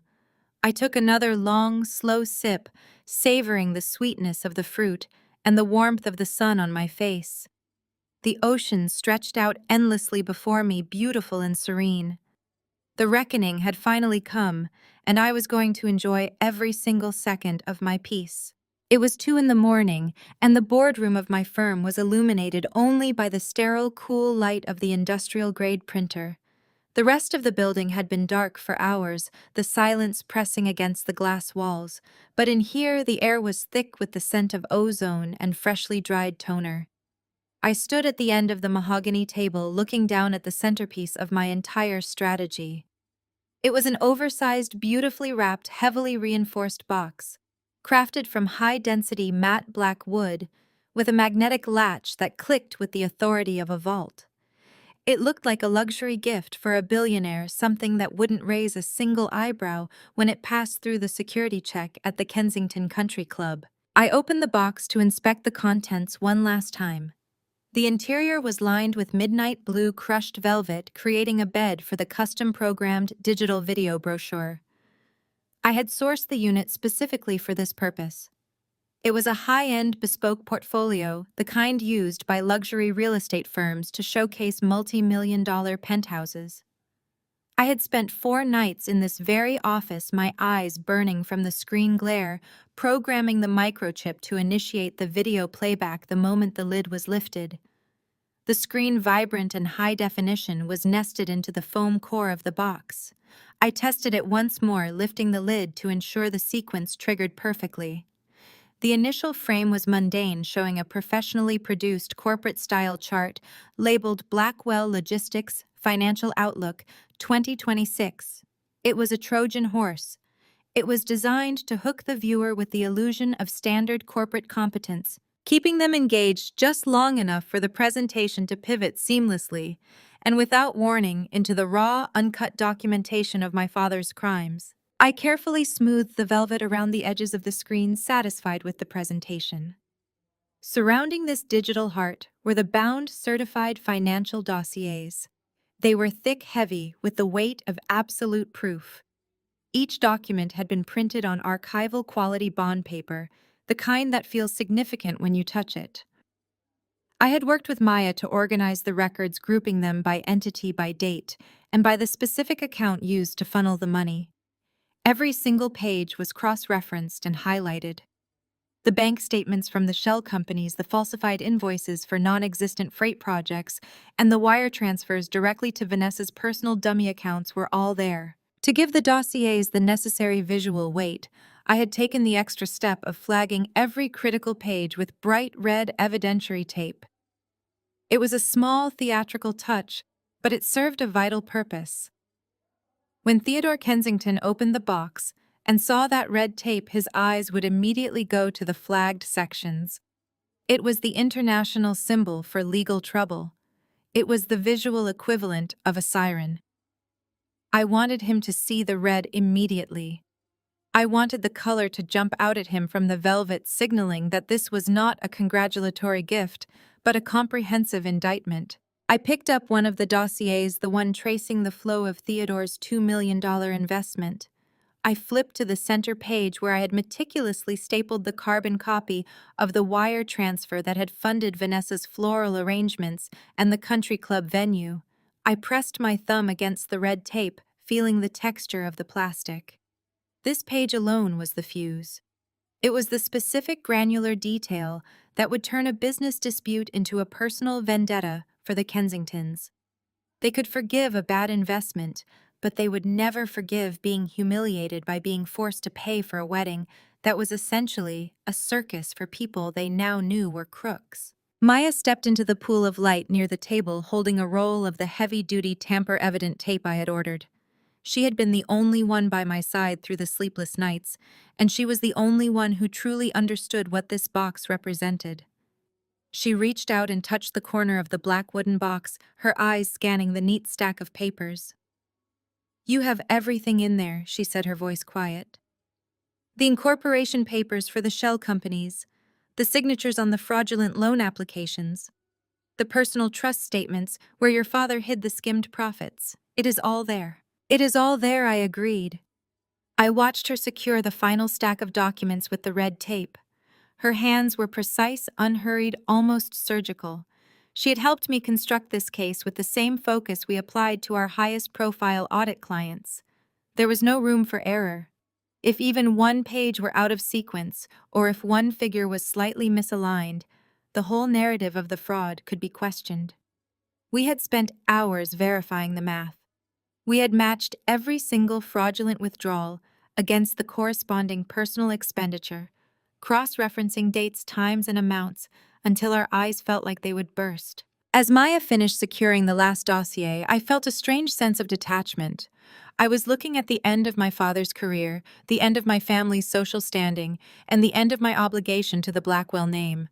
For years, I had been the one forced to clean up their messes, the one who worked quietly behind the scenes to keep the accounts balanced while they spent money they didn't have on lifestyles they couldn't afford. This box was my resignation. It was the final report I would ever file for them. I placed the lid on the box. It closed with a satisfying heavy thud. I grabbed the industrial tape dispenser and sealed the outer packaging, wrapping it with the tamper-evident strips that would ensure the contents remained pristine until they reached their destination. Then I printed the shipping label. The destination was not Richard's office. It was not even the country club's main address. It was addressed specifically to Theodore Kensington, marked confidential, and flagged with a delivery instruction that required a direct handoff to his personal security detail. I wasn't just dropping it in the mail. I was ensuring it reached the only person who would truly understand the value of its contents. I stepped back from the table and looked at the box one last time. It looked so innocuous sitting there under the buzzing fluorescent lights. It was just a black box. But by the time I was breathing in the humid air of Maui, the contents of that box would be triggering a chain reaction that would dismantle the lives of everyone who had ever belittled me. I looked at Maya, who was watching me with a mixture of awe and exhaustion. "We are done," I said, the words feeling heavy in the quiet room. "Take the rest of the night off. I'll handle the courier pickup in the morning." Maya nodded, gathering her things. "You should get some sleep too, Evelyn. You have a long day tomorrow." I smiled, though I knew sleep would be elusive. I had too much adrenaline, too much clarity. I wanted to see the morning sun. I wanted to pack my own things and walk out of this firm for the last time. I watched Maya walk out of the boardroom, her footsteps fading into the distance. Once I was alone, I sat down in one of the heavy executive chairs and pulled my phone from my pocket. I watched the progress bar on the tracking app, watching the status update to out for delivery. It was early. The city was just beginning to wake up, the streetlights outside beginning to flicker and fade as the pre-dawn grayness settled over the skyline. I held the tracking update in my palm. The box was currently sitting on the front seat of a delivery van, making its way toward the country club. I imagined the delivery driver a person who had no idea they were carrying a grenade. I imagined the concierge at the country club whose only concern was getting the package to the right guest. I imagined Theodore Kensington arriving in his chauffeured car, stepping out into the crisp air, completely unsuspecting. In a few hours, the chaos I had carefully calculated would begin, and I would be thousands of miles away, looking at the ocean. I set the phone down and let my head fall back against the chair. The work was done. The trap was set. Now all I had to do was leave. I stood up, feeling the weight of the last few years finally slipping from my shoulders, and walked toward my office to begin the final real cleanup of my life. The era of the Blackwell daughter was over. The era of my own design was just beginning. I walked back to my desk in the silent office. The physical box was assembled, but its digital heart still needed to be programmed. I reached into my bottom drawer and pulled out a high-definition camera and a professional-grade standalone microphone. I mounted the camera on an aluminum tripod, framing myself perfectly against the blank slate gray wall. There would be no distractions in the background. The focus had to be entirely on the data. I positioned two soft lighting umbrellas bathing the area in bright, sterile light. I smoothed the lapels of my navy blazer. I was not recording this as an angry, betrayed daughter, but as a senior auditor delivering a definitive corporate autopsy. I clicked record. A small red light illuminated. I looked directly into it and began to speak. "Good evening, Mr. Kensington," I said, my voice calm and completely devoid of emotion. "My name is Evelyn Blackwell. For the past 7 years, I have served as the lead internal auditor for Blackwell Logistics. I am leaving this message for you because you have been deliberately and systematically defrauded by my father, Richard Blackwell." I pressed a button on my presentation remote. On the screen that would ultimately play for Theodore, a clean, sharp financial flowchart appeared next to my face. The visual aids were stark black and white, with the massive stolen funds highlighted in a vivid, unmistakable crimson. I had spent days designing the graphics to be brutal and clear. I guided Theodore through the initial transaction. On October 12th, your firm transferred $2 million in private equity funding into what you believed was the primary expansion account for Blackwell Logistics. I pointed to the corresponding red block on the chart. As you can see from the verified bank records included in the physical dossier beneath this screen, those funds remained in the primary account for exactly 48 full hours. I clicked to the next slide. The crimson block split into 5 smaller streams. On October 14th, Richard Blackwell initiated a series of wire transfers. He moved your $2 million out of the expansion fund and funneled it into 5 separate newly created limited liability companies. These entities were registered in Delaware under the names of various consulting and supply chain management firms. However, they are nothing more than empty shell companies. They have no employees, no physical addresses, and no operational history. They were created solely to launder your investment. I clicked the remote again. The flowchart shifted, showing the money draining from the shell companies into a staggering list of personal vendors. I kept my eyes locked on the camera lens, my tone clinical and precise. From those shell accounts, your investment capital was immediately repurposed to fund a lavish high society lifestyle. Specifically, your money has been used over the past 3 months to pay for my sister Vanessa's upcoming wedding. I brought up a detailed, itemized vendor ledger on the screen. The numbers were exact, pulled directly from the wire transfer receipts I had painstakingly gathered. $25,000 was wired from Horizon Consulting, one of the dummy accounts, directly to a luxury catering service to cover imported beluga caviar and premium vintage champagne for tomorrow night's reception. $80,000 was transferred from Apex Logistics Solutions to secure the grand ballroom at the Kensington Country Club. Another $15,000 was moved just yesterday to cover the final deposit for the imported white orchids and custom floral archways. I paused, letting the sheer absurdity and profound disrespect of those transactions sink in. Your $2 million investment in the future of the Blackwell supply chain has been completely liquidated to pay for wedding cake designer gowns and live string quartets. The physical documents in the box you are holding contain the verified bank statements, the fraudulent transfer authorizations signed by Richard Blackwell, and the incorporation papers for the shell companies. Every single cent is accounted for, and every single cent is gone. I took a slow, deep breath. Effective immediately, I have resigned from my position at Blackwell Logistics. I have also submitted copies of these exact financial dossiers to the appropriate federal regulatory agencies. I refuse to be complicit in this criminal enterprise, and I refuse to allow my professional credentials to be used to shield my father from the consequences of his actions. I am truly sorry that your trust was violated, Mr. Kensington. The evidence you hold is absolute. I reached forward and stopped the recording. The red light on the camera blinked off.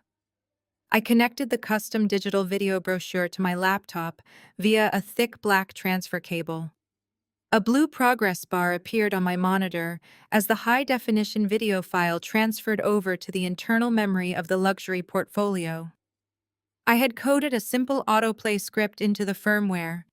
The moment the magnetic clasp of the brochure was opened, the screen would instantly illuminate and my voice would begin speaking. There would be no menus, no play buttons to press, and no way to easily stop the presentation once it started. It was designed to be an absolute ambush. I watched the progress bar inch across the screen, the blue line representing the final nail in the coffin of my family's fraudulent empire. When the transfer was complete, I unplugged the unit and placed it carefully back into the crushed velvet depression inside the heavy black wooden box. The presentation was flawless. Now I needed to ensure it was opened by the right people at the exact right moment. I walked over to the supply closet and retrieved a heavy, cream-colored cardstock envelope and a thick black marker. I sat back down at my desk and carefully wrote the delivery instructions. My handwriting was sharp and precise. I wrote the primary recipient name first, Theodore Kensington. Then directly beneath it, I added my father's name, Richard Blackwell. I flipped the envelope over and wrote the final, most crucial directive. I needed this box to sit in plain sight, building anticipation until the maximum number of high society guests were present. I wrote the words deliberately, pressing the ink firmly into the thick paper, to be opened jointly at the reception for the final family blessing. I secured the envelope to the very top of the wooden box, right above the magnetic latch. Anyone looking at the package would see the specific instructions. Patricia would assume it was a sentimental gift. Theodore Kensington would demand that it be opened immediately. I began wrapping the wooden box in a thick layer of protective cardboard and bubble wrap. I sealed every seam and corner, printed the overnight courier label, and slapped it onto the brown cardboard. The box was heavy, dense with the weight of raw truth and undeniable evidence. I carried it out of the boardroom and placed it on the reception desk near the front doors. The morning courier was scheduled to arrive in 2 hours. I looked down at the package one last time, feeling a very profound, quiet satisfaction. The bomb was built, the fuse was lit, and I was walking away. The memory of that sterile, fluorescent-lit boardroom dissolved, replaced by the brilliant, sweeping expanse of the Pacific Ocean. I blinked, pulling myself out of the chilly, distant recollection of Chicago and back into the radiant, golden warmth of my Hawaiian balcony.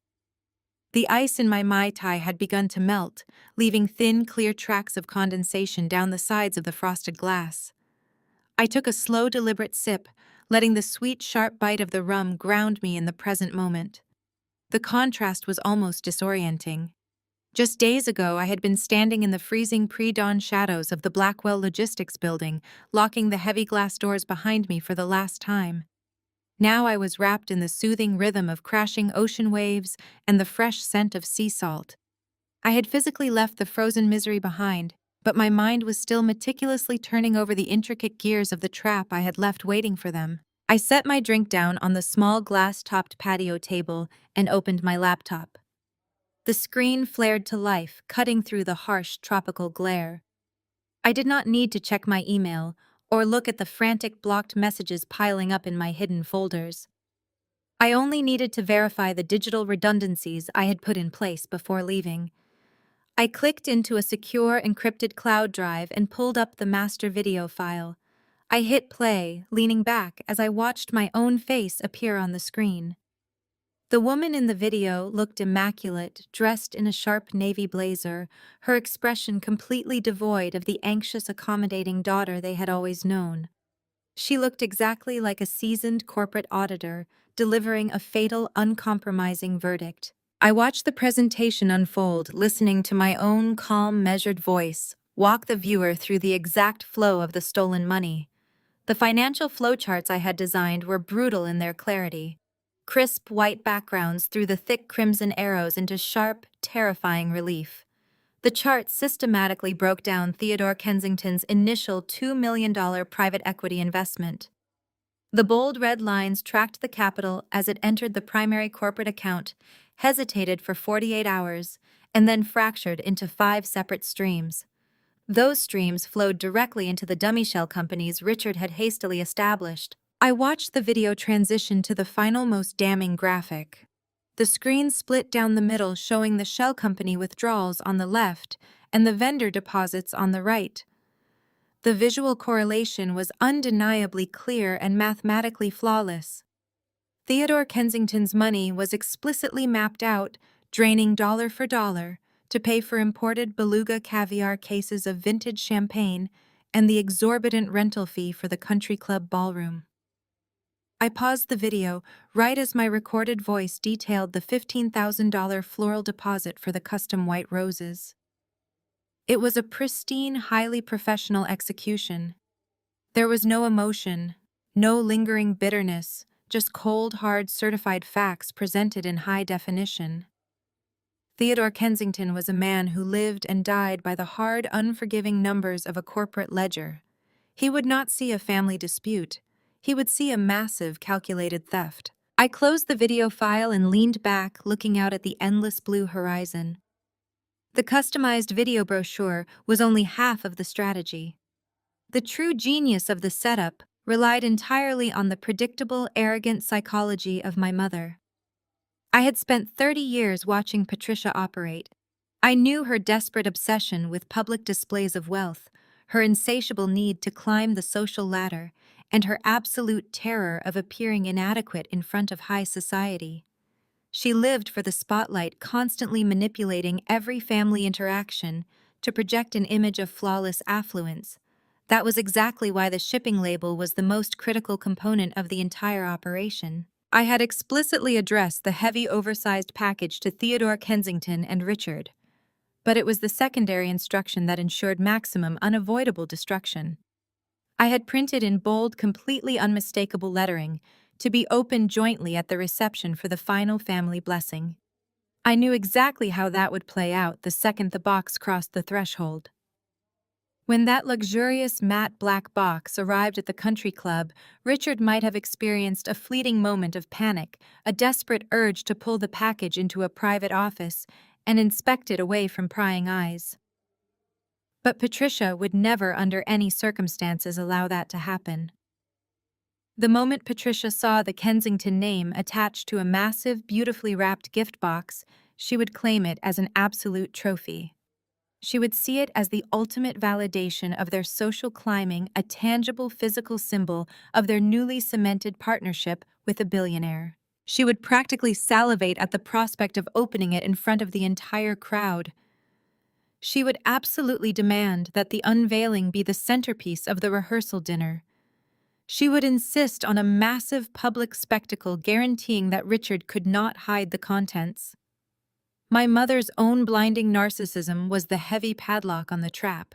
She would hand-deliver the executioner's axe directly to her husband's neck, all while smiling brightly for the photographers. The Hawaiian sun climbed higher, casting long, elegant shadows across the tiled balcony floor. I picked up my phone and opened the tracking application. The green progress bar had moved from out for delivery to pending final scan. My pulse slowed to a steady rhythm matching the sound of the ocean below. I was completely detached from the panic that must be suffocating Chicago right now. Vanessa was likely screaming at the missing florist, throwing a violent tantrum in her custom designer gown as the venue arches were dismantled. Richard was undoubtedly sweating through his tailored suit, frantically calling my disconnected number, begging for the clean equity paperwork he needed to save his life. They were drowning in the shallow, pathetic puddle of their own creation, completely unaware of the tidal wave rushing toward them, i.e. I set the phone back on the glass table and closed my eyes, letting the intense tropical heat seep deep into my skin. The silence of my retreat was absolute perfection. I was no longer the scapegoat, the quiet, obedient problem solver who existed solely to absorb their stress and fix their mistakes. I was the architect of my own peace, sitting thousands of miles away, completely untouchable. A sharp, clear chime broke the quiet of the balcony. It was the distinct, customized notification sound I had assigned exclusively to the courier application. My eyes snapped open. I reached out and picked up the device, the screen lighting up to display a single definitive banner alert. Package delivered. Signed for by Patricia Blackwell. A slow, genuine smile spread across my face. The heavy velvet-lined box containing the digital video brochure and the damning red-flagged financial dossiers was now inside the Kensington Country Club. Patricia had taken the bait. The explosive bomb was officially inside the building. The strict countdown to the reception had begun. The gentle rocking of the catamaran matched the steady pace of my breathing. I stood near the bow, the warm breeze tossing my hair as the sun began its descent toward the horizon. The sky over Maui was a canvas of violet, burnt orange, and gold, reflecting perfectly on the calm water. I held a flute of champagne, watching a pair of dolphins breach the surface a few yards away. The air smelled of salt spray and plumeria. I took a sip of my drink, letting the liquid soothe my throat. For 30 years, I had spent my life tangled in the suffocating web of my family's demands. Now floating on the tranquil ocean thousands of miles away, I felt an immense sense of lightness. I checked my watch. Given the time difference, the sun had long since set in Chicago. The wedding reception at the Kensington Country Club was undoubtedly in full swing. I leaned against the wooden railing and smiled genuinely at the fading light. Back in the city of Chicago, the atmosphere inside the country club ballroom was anything but tranquil. The wedding ceremony had been a visual disaster.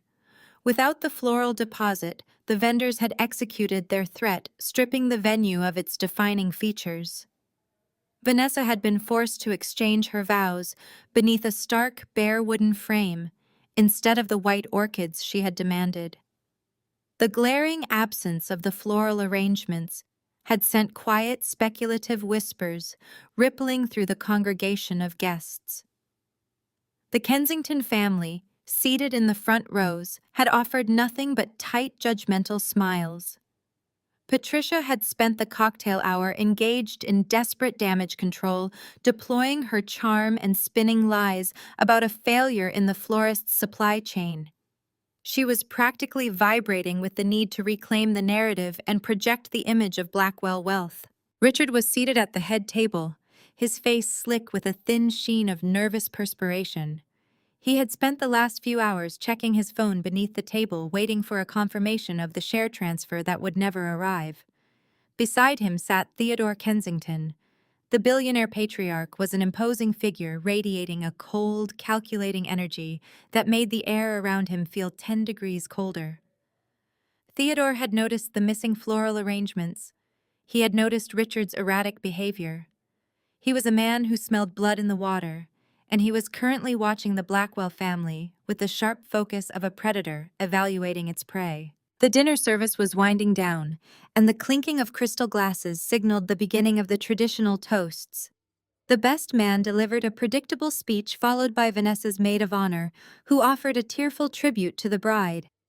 Vanessa sat rigidly in her custom gown, her smile looking more like a grimace as she surveyed the bare reception tables. But Patricia could not let the evening proceed without orchestrating a redemptive spectacle. She desperately needed a moment to blind the Kensingtons to the financial cracks spreading through the foundation of the wedding. As the applause for the maid of honor faded, Patricia abruptly stood from her chair. She smoothed the front of her beaded gown, marched over to the microphone stand, and tapped the metal mesh. The feedback echoed through the cavernous ballroom, instantly silencing the lingering chatter. Every eye turned toward the head table. Patricia beamed a brilliant display of pure maternal narcissism. She gestured grandly toward a display table situated directly in front of the stage. Resting in the center of the crisp white linen cloth was the massive black box I had shipped. Ladies and gentlemen, Patricia announced, her voice echoing clearly through the sound system. If I could have your attention for just one special moment. As many of you know, our eldest daughter, Evelyn, was called away on international business and could not be here to celebrate with us tonight. Her dedication to the Blackwell family enterprise is truly unmatched. A soft murmur swept through the room. Patricia held up a manicured hand, expertly commanding the crowded ballroom. However, she continued, her voice swelling with pride, Evelyn would never let her sister's perfect day pass without a massive demonstration of the love and immense success that defines the Blackwell family. She sent a highly secured courier delivery to the venue this afternoon. The instructions state that this generous gift is to be opened jointly by the two men who represent the merging of our two families. Patricia turned her practiced smile directly toward the head table. Theodore, Richard, would you both do us the honor of coming forward? Richard froze in his seat. The color completely drained from his face. He stared at the black box sitting on the display table. I had addressed the package to Theodore and Richard, but Richard had been so consumed by his panic over the missing floral deposit and the absent equity transfer that he had failed to intercept the delivery. Patricia, ever the social opportunist, had seized the package the exact moment it arrived at the concierge desk, hoarding it specifically for this public display. Theodore Kensington slowly rose from his chair. He buttoned his suit jacket, his expression completely unreadable, and walked toward the display table. He was intrigued. He expected a grand gesture, perhaps a physical manifestation of the corporate partnership he believed was currently flourishing. Richard had absolutely no choice but to follow. To refuse would be a public admission of weakness. He pushed his chair back, his legs feeling like solid lead, and stumbled slightly as he joined Theodore at the front of the room. Now, Patricia commanded, gesturing aggressively to the videographer. Make sure you get a tight, clear shot of this. I want every single detail of this moment captured perfectly. The videographer quickly repositioned his heavy camera, stepping right up to the edge of the display table.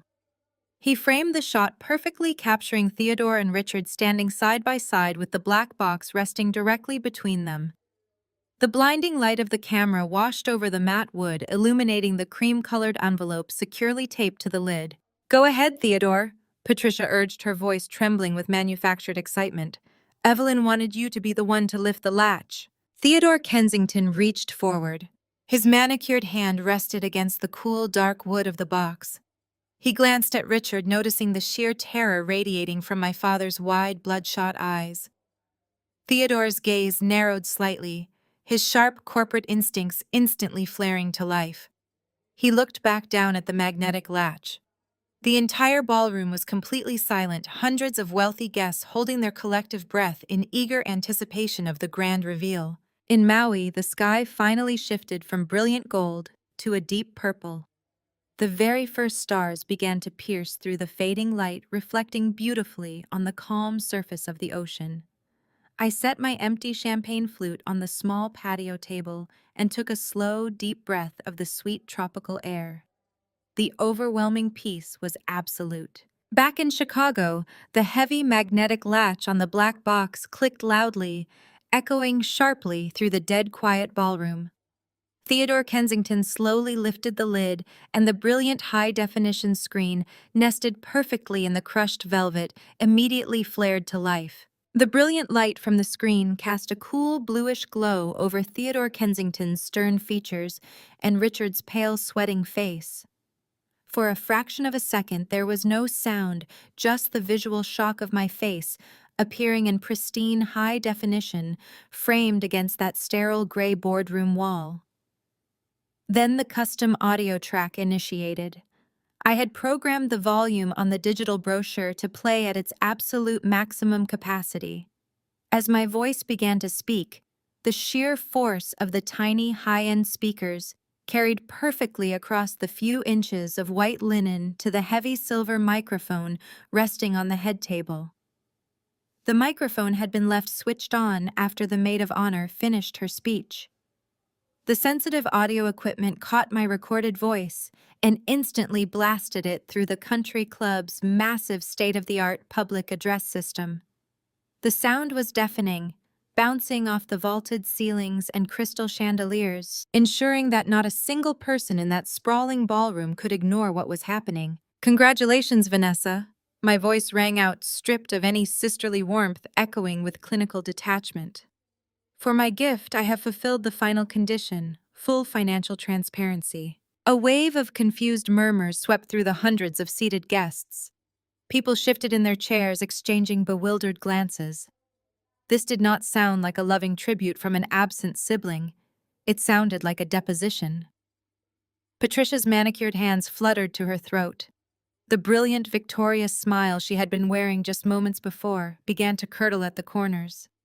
She leaned forward, trying to peer around Theodore's broad shoulders to see the screen, her mind desperately struggling to reconcile the public spectacle she had demanded with the bizarre, chilling tone of my voice. On the screen, my face disappeared, replaced instantly by the stark, undeniable financial flowcharts. The graphics were brutal and exact. The heavy black text and the vivid crimson lines mapped out the truth with surgical precision.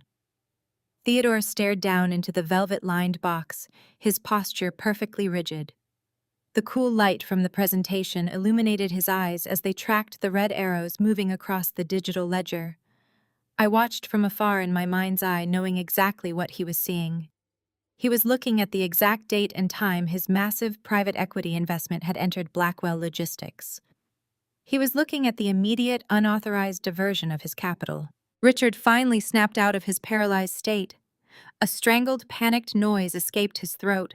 He lunged forward, his hands trembling violently as he reached for the heavy wooden lid of the box, desperate to slam it shut and sever the audio connection.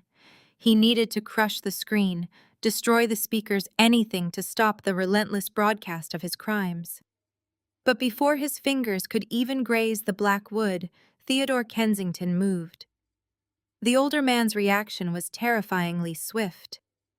Theodore's large, heavy hand shot out and clamped down onto Richard's wrist with the force of an industrial vice. Richard let out a sharp gasp of pain, his forward momentum halted instantly. "Do not touch that." Theodore commanded, his voice a low, dangerous rumble that did not need a microphone to carry absolute authority. "I want to see this." See. Richard was trapped. He stood frozen, his wrist locked in Theodore's crushing grip, forced to stare down at the digital display as my voice continued to echo from the speakers above. The videographer, clearly sensing the profound shift in the atmosphere, but entirely unsure of what else to do, kept his heavy camera aimed squarely at the box and the two men hovering over it. The recording light blinked a steady, damning red. "On October 12th, your firm transferred $2 million in private equity funding into what you believed was the primary expansion account for Blackwell Logistics." My recorded voice announced, filling the silent, cavernous room with undeniable clarity. As you can see from the verified bank records included in the physical dossier beneath this screen, those funds remained in the primary account for exactly 48 full hours. Theodore's grip on Richard's wrist tightened. The color completely drained from Richard's face, leaving him looking like a hollow, terrified ghost. He tried to pull his arm back, a pathetic, weak attempt to escape the physical anchor of the billionaire he had just defrauded, but Theodore did not yield an inch. The older man's eyes were locked onto the screen, tracking the crimson blocks as they split and multiplied. On October 14th, Richard Blackwell initiated a series of wire transfers. My voice continued relentless and steady. "He moved your $2 million out of the expansion fund and funneled it into 5 separate newly created limited liability companies." At the center of the head table, Vanessa had risen from her seat. Her custom designer gown pooled around her feet as she stared blankly at the oversized speakers mounted on the ballroom walls. The confusion on her face was slowly morphing into a deep, sickening realization. She did not understand the intricate mechanics of corporate shell companies or money laundering, but she understood the tone of my voice. She understood the sheer naked terror radiating from her father. She looked at Patricia silently, begging her mother to fix the situation, to wave a hand and make the uncomfortable presentation stop. But Patricia was completely paralyzed. The grand triumphant public relations stunt she had meticulously orchestrated was collapsing around her, trapping her in a nightmare she could not control. She took a hesitant step toward the display table, her mouth opening and closing soundlessly. She wanted to order the sound engineer to cut the microphone, but the sheer, overwhelming presence of Theodore Kensington holding her husband hostage kept her rooted to the spot. These entities were registered in Delaware under the names of various consulting and supply chain management firms. The presentation continued, the audio crisp and unforgiving. However, they are nothing more than empty shell companies. They were created solely to launder your investment. A collective gasp rippled through the front tables where the highest-ranking executives and society elites were seated. The words money laundering hung in the air, thick and suffocating. The guests were no longer confused. They were horrified. The festive celebratory atmosphere had been entirely eradicated, replaced by the sickening tension of a public execution. People began shifting uncomfortably in their seats, realizing they were currently drinking champagne funded by a massive corporate crime. Theodore slowly leaned closer to the box. His eyes flicked from the digital screen to the thick bound dossiers resting beneath it. He noticed the bright red evidentiary tape flagging the critical pages. The red tape was a glaring visual siren, indicating that the claims being made in the video were backed by hard certified proof. He released Richard's wrist, but he did not step back. Instead, he reached into the midnight blue crushed velvet and pulled out the first heavy dossier. Richard stumbled backward, nearly colliding with a floral pedestal that had been stripped of its orchids. He looked wildly around the room, his chest heaving as he gasped for air. He was a trapped animal, desperately searching for an exit that did not exist. He looked at Vanessa, who was now trembling visibly, her hands covering her mouth. He looked at Patricia, whose face was a mask of absolute unadulterated horror. He had spent his entire life projecting an aura of untouchable success, relying on his family to clean up his quiet failures. Now his darkest, most destructive secret was being broadcast to every person he had ever sought to impress. From those shell accounts, your investment capital was immediately repurposed to fund a lavish, high society lifestyle. My voice echoed, bringing the final, devastating truth into the light. Specifically, your money has been used over the past 3 months to pay for my sister Vanessa's upcoming wedding. Vanessa let out a sharp, choked sob. Her legs gave way, and she collapsed back into her chair, her hands gripping the edges of the table. The reality of the situation crashed down on her with the force of a physical blow. The dress she was wearing, the bare wooden arches she had stood beneath, the caviar waiting in the kitchen. It was all stolen. Her perfect society wedding was nothing more than a crime scene. She looked at the hundreds of guests staring back at her, their eyes filled with pity and disgust. The humiliation was absolute and inescapable. Theodore Kensington flipped open the physical dossier, his thumb finding the first page flagged with red tape. He stared at the carbon copy of the wire transfer authorization, his eyes tracing the falsified signatures and the routing numbers that perfectly matched the graphics on the screen. He looked up from the paper and turned his gaze slowly toward Richard. There was no anger in the billionaire's eyes, only a cold, terrifying emptiness. It was the look of a man who had just calculated the precise cost of dismantling another human being's entire existence. Richard opened his mouth to speak, to offer some pathetic excuse or desperate plea, but no words came out. He just stood there, swaying slightly under the crushing weight of his own hubris, as my voice continued to echo through the silent, breathless ballroom, dismantling the Blackwell legacy piece by piece. The videographer, still entirely unsure if he should stop recording, simply adjusted his lens, capturing the exact moment the powerful patriarch of the Blackwell family realized he had lost everything. Patricia remained frozen, her carefully painted fingernails digging into the expensive fabric of her gown, watching her entire social universe evaporate into thin air. She had demanded the spotlight, and now she was trapped inside it, unable to escape the blinding glare of the truth. Theodore Kensington slowly closed the heavy dossier. He placed it back inside the wooden box with deliberate, agonizing care. He did not yell. He did not cause a physical scene. The absolute stillness of his reaction was infinitely more terrifying than any outburst could have been. He simply turned his back on Richard Blackwell and looked out over the crowd, his mind already setting the legal and financial wheels in motion to annihilate the man who had dared to steal from him. The music from the speakers above finally ceased, leaving only the sound of Vanessa's quiet, shattered weeping echoing in the vast, empty silence of the country club. The trap had closed exactly as designed. The bomb had detonated. The glow of the liquid crystal display washed over Theodore Kensington and Richard Blackwell, casting sharp shadows across their faces. The ballroom remained suspended in quiet anticipation, hundreds of guests waiting for a montage of childhood photos or a sentimental greeting. Instead, the custom-programmed audio track initiated with a sharp electronic click. I had sourced the internal speakers for their aggressive clarity, but the real acoustic devastation was a matter of pure calculated placement. Patricia had insisted on putting the display table directly in front of the head table, mere inches from the microphone stand used for the evening toasts. The microphone was still live. It caught the first syllable of my recorded message and instantly fed it into the country club soundboard. The audio blasted through the massive ceiling-mounted speakers, echoing off the vaulted architecture and crystal chandeliers with terrifying volume. "Congratulations, Vanessa!" My voice rang out, filling the space. I sounded completely foreign to the accommodating daughter they had always presented to the world. My tone was clinical, detached, and utterly devoid of affection.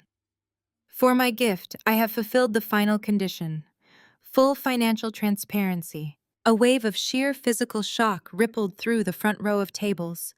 Guests recoiled in their seats, exchanging bewildered glances as the amplified words settled over the room. Patricia remained standing a few feet away, her brilliant camera-ready smile freezing into a grotesque mask. Her brain struggled to process the audio track. She had demanded a public spectacle to solidify her social standing, and she was entirely unprepared for a corporate indictment. She opened her mouth to speak, perhaps to call for the sound engineer, but the volume of the presentation drowned out any protest she might have managed. On the bright digital screen, my face faded away, instantly replaced by the stark, undeniable architecture of a forensic financial flowchart. The graphics were designed to be unambiguous. Black text and bold crimson lines tracked the exact movement of capital.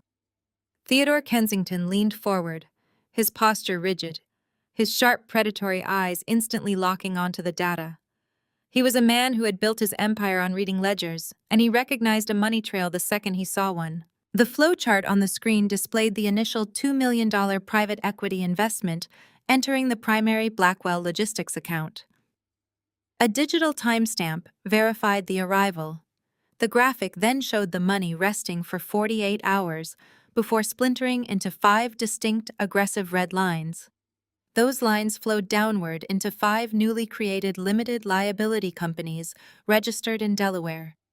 The names of the fake consulting and supply chain firms scrolled across the screen in stark white letters against a black background. Richard finally snapped out of his paralyzed state. A strangled, panicked gasp escaped his throat. The color completely drained from his face, leaving his skin a sickly ashen gray. Sweat beaded instantly on his forehead. He lunged forward, his hands trembling violently as he reached for the heavy wooden lid of the box. He was desperate to slam it shut, to shatter the screen, to sever the audio connection, and stop the relentless broadcast of his crimes. Before his shaking fingers could even graze the matte black wood, Theodore Kensington moved. The billionaire patriarch did not shout or make a sudden scene. His reaction was terrifyingly controlled and impossibly swift. Theodore's large, heavy hand shot out and clamped down onto Richard's wrist with the force of an industrial vice. Richard let out a sharp hiss of pain, his forward momentum halted instantly. He tried to pull his arm back, a pathetic, weak attempt to escape the physical anchor of the man he had just defrauded, but Theodore did not yield a single fraction of an inch. "Do not touch that," Theodore commanded. His voice was a low, dangerous rumble that did not need a microphone to carry absolute authority. "I want to see this." Richard was completely trapped. His wrist remained locked in Theodore's crushing grip, forcing him to stand, hunched over the display table, staring down at the digital monitor as my voice continued to echo from the speakers above. The videographer, clearly sensing the profound shift in the atmosphere, but entirely unsure of his instructions, kept his heavy camera aimed squarely at the box and the two men hovering over it. The recording light blinked a steady, damning red, capturing every second of the humiliation in high definition. From those shell accounts, your investment capital was immediately repurposed. My recorded voice announced, relentless and steady. The flowchart on the screen shifted again, showing the money draining from the Delaware companies into a staggering, detailed list of personal vendors. Specifically, your money has been used over the past 3 months to pay for my sister Vanessa's upcoming wedding. A collective gasp tore through the ballroom. The wealthy elite of Chicago suddenly realized exactly what they were attending. They were not at a high society celebration, they were sitting inside a crime scene. People began shifting uncomfortably in their seats, staring down at their plates of expensive food and their crystal glasses of imported wine. The realization rippled through the crowd that every lavish detail surrounding them had been purchased with stolen funds. The festive atmosphere evaporated entirely, replaced by the sickening tension of a public execution. At the center of the head table, Vanessa rose slowly from her chair. Her custom designer gown pooled around her feet as she stared blankly at the oversized speakers mounted on the ballroom walls. The confusion on her face was rapidly melting into a deep, agonizing realization. She did not understand the intricate mechanics of corporate shell companies, but she understood the tone of my voice and the sheer naked terror radiating from her father. She looked at Patricia, silently begging her mother to fix the situation, to wave a manicured hand and make the uncomfortable presentation stop. But Patricia was completely useless. The grand, triumphant public relations stunt she had meticulously orchestrated was collapsing around her, trapping her in a nightmare she could not control. She took a hesitant step toward the display table, her hands fluttering aimlessly in the air. She wanted to order the videographer to stop filming, but the overwhelming presence of Theodore Kensington holding her husband hostage kept her rooted to the spot. She was forced to watch as her entire social universe evaporated into thin air. $25,000 was wired to a luxury catering service to cover imported caviar and premium champagne. My voice continued mercilessly listing the exact figures. $80,000 was transferred to secure this exact ballroom. Another $15,000 was moved yesterday to cover the final deposit for the imported white orchids. Vanessa let out a sudden, sharp, and painfully choked sob. Her weak legs gave way and she collapsed heavily back into her chair, her hands gripping the edges of the table until her knuckles turned perfectly white. The brutal reality of the entire situation completely crushed her. The designer dress she was wearing, the bare wooden arches she had stood beneath during the ceremony, the entire luxurious facade was built on a massive, devastating lie. She looked out at the hundreds of quiet guests staring back at her, their wide eyes filled with a sickening mixture of pity and revulsion. The public humiliation was absolute, total, and inescapable. Her perfect wedding was officially a scandal that would dominate the local society pages for years to come.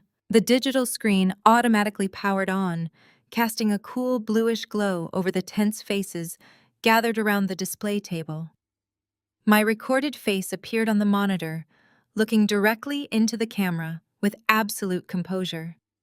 My voice rang out clearly through the high-end speakers built into the customized box, but the sound did not remain contained to the front of the room. The silver microphone resting on the head table had been left active after the maid of honor delivered her emotional tribute. The sensitive audio equipment caught my recorded words and instantly amplified them through the cavernous ballroom sound system. The acoustics of the Kensington Country Club were flawless, ensuring that every single guest heard my message with deafening clarity. Congratulations, Vanessa. For my gift, I have fulfilled the final condition: full financial transparency. The hundreds of guests fell into a stunned, breathless silence. Forks were slowly lowered to porcelain plates. Crystal goblets hovered halfway to parted lips. The festive atmosphere evaporated in an instant, replaced by a suffocating tension. On the screen, my face faded away and was immediately replaced by a series of complex, meticulously constructed financial flowcharts. The graphics were stark and undeniable. Thick red lines traced the exact movement of capital from Theodore Kensington's private equity firm directly into the primary accounts of Blackwell Logistics. From there, the screen displayed a digital timestamp verifying the precise moment the funds were diverted. The red lines splintered, flowing outward into 5 newly registered shell companies. The names of those fake consulting firms scrolled across the display, followed immediately by the ultimate destination of the laundered money. The screen listed the luxury catering company, the premium florist, the bespoke bridal boutique, and the country club venue itself. At the center of the head table, Vanessa stared at the massive speakers mounted on the walls, her mind struggling to process the impossible reality of what she was hearing. She looked down at the display screen, seeing the itemized list of her lavish wedding expenses directly linked to the stolen corporate funds. The color completely drained from her face, leaving her skin a sickly ashen gray. She realized in a fraction of a second that her perfect high society wedding was entirely funded by a massive financial crime. A raw primal sound tore from her throat. She screamed in absolute terror. The sound echoed through the silent ballroom, a shrill note of pure panic. She pushed her heavy chair back with such violent force that it tipped over and crashed onto the polished hardwood floor. She scrambled around the head table, her heavy $12,000 designer gown dragging behind her as she lunged toward the display. She reached out with trembling hands, desperately trying to grab the wooden box and smash the screen to stop the relentless broadcast of her family's crimes. Before her manicured fingers could even brush the matte black finish of the box, Theodore Kensington stepped directly into her path. The imposing billionaire did not even look at her as he extended a massive arm, easily blocking her frantic advance. Vanessa slammed into his solid frame and stumbled backward, sobbing hysterically as she realized she was completely powerless to stop the presentation. Theodore ignored her, weeping entirely. His sharp, calculating eyes were locked onto the digital flowcharts, his mind instantly verifying the routing numbers and account details flashing across the screen. He reached his large hands down into the crushed velvet interior of the box and pulled out the thick physical dossiers I had provided. These were not digital approximations. These were certified bank records stamped and verified, proving beyond any shadow of a doubt that his $2 million investment had been stolen by his new in-laws.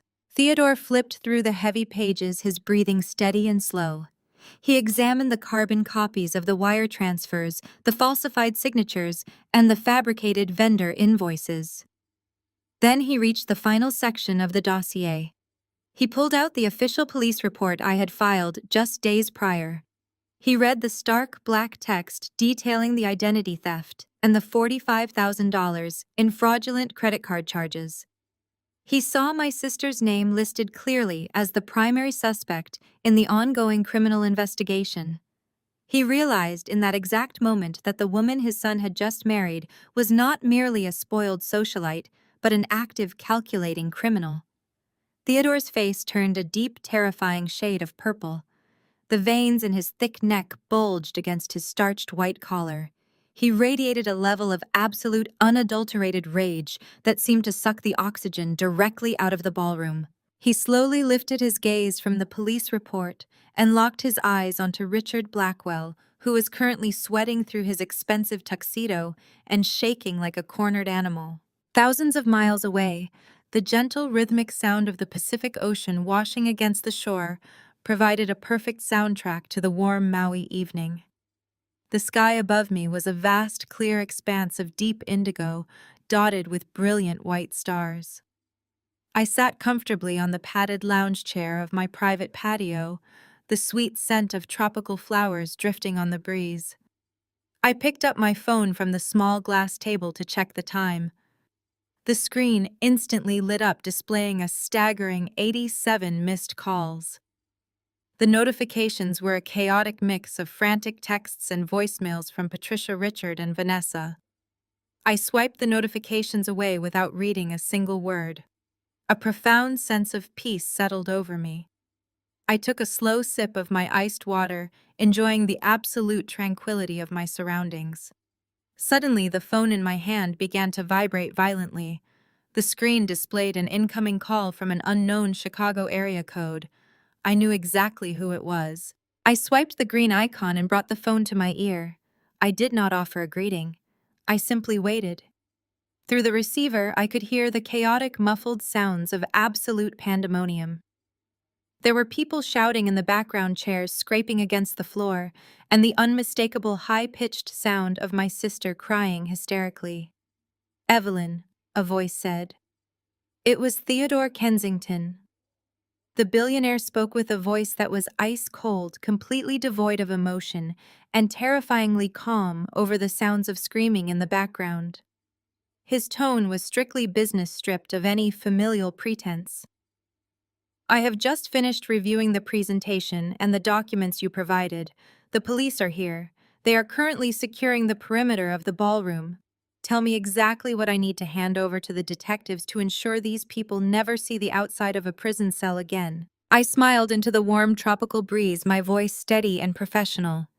"You will find a red folder in the secondary compartment beneath the velvet lining, Theodore. It contains the consolidated summary of the wire fraud, the forged authorization forms, and a direct contact number for the lead federal investigator who is already assigned to the embezzlement case. Hand that specific folder to the highest-ranking officer in the room." Theodore did not say thank you. He did not ask how I was doing. He simply grunted his acknowledgement, a deep sound of pure predatory satisfaction, and disconnected the call. The line went dead. Back in the Chicago Country Club, Theodore Kensington slipped his phone into his jacket pocket and moved with terrifying purpose. He ruthlessly shut down the reception. He marched over to the main soundboard and ordered the terrified audio technician to cut all power to the ballroom speakers. The room plunged into a chaotic, buzzing silence, broken only by the panicked murmurs of the wealthy guests and Vanessa's continued wailing. Theodore turned to the club manager, who was hovering nervously near the kitchen doors. "This event is officially terminated." Theodore bellowed, his voice echoing across the room. "Turn up the house lights and lock the main exit doors. Nobody leaves until the authorities have cleared the room." He then turned his furious gaze toward Patricia and Richard. Patricia was hyperventilating, her hands clawing desperately at her beaded gown as she realized the magnitude of their social and financial destruction. Theodore marched directly up to Richard. He did not raise his hand, but his physical presence was entirely overwhelming. "You are going to take your wife and you are going to get out of my club," Theodore growled, stepping so close that Richard had to lean backward to avoid physical contact. "You will walk out the service entrance and you will wait for the officers outside. If you attempt to flee, my private security team will physically detain you on the pavement." Richard could not formulate a single word. He simply nodded, his eyes wide with sheer, unadulterated panic. He grabbed Patricia by the arm, nearly dragging her across the polished floor as they stumbled blindly toward the swinging doors of the catering kitchen. The elite guests of Chicago society watched in absolute silence as the patriarch and matriarch of the Blackwell family were unceremoniously kicked out of the most exclusive venue in the city, their reputations permanently annihilated. As Richard and Patricia burst through the heavy kitchen doors and out into the cool Chicago night air, they were immediately met by the blinding, flashing red and blue lights of multiple police cruisers. Theodore Kensington had not hesitated. He walked purposefully out the main entrance, bypassing the shocked valets, and approached the commanding officer on the scene. He handed the thick dossiers and the red summary folder straight to the authorities, pointing directly at Richard Blackwell, who was cowering near the dumpsters. The officers moved in swiftly. There was no polite conversation, no deferential treatment for his expensive tuxedo. They grabbed Richard by the shoulders, spun him around, and slammed him roughly against the brick wall of the country club. Patricia screamed in genuine horror as the cold steel handcuffs clicked loudly around her husband's wrists. The arresting officer loudly read Richard his rights, stating clearly that he was being taken into federal custody for grand larceny, corporate embezzlement, and federal wire fraud. Inside the ballroom, the fallout was equally devastating. Carter Kensington stood near the remnants of the bridal table, his face a mask of absolute revulsion. He had listened to the entire presentation.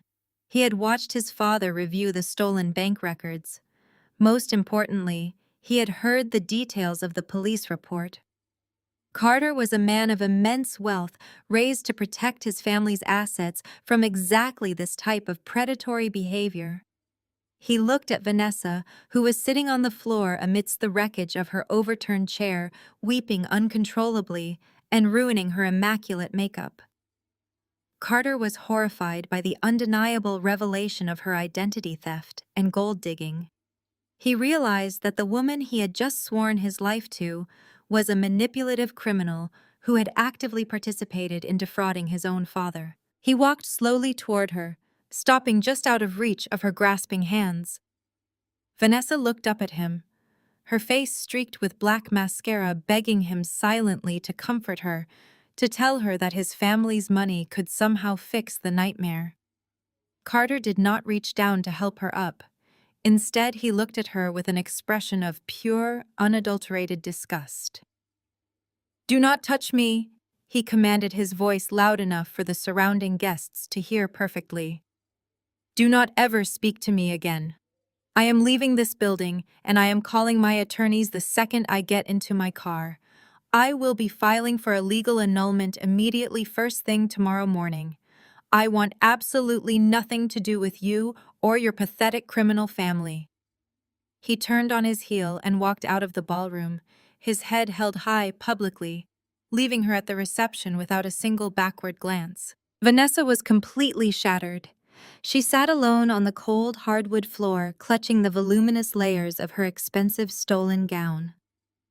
The guests were slowly being directed out of the building by the country club staff, stepping carefully around her as if she were a toxic spill. She had dreamed of this day her entire life. She had envisioned the envy of her peers, the magazine spreads, the unlimited access to the Kensington fortune.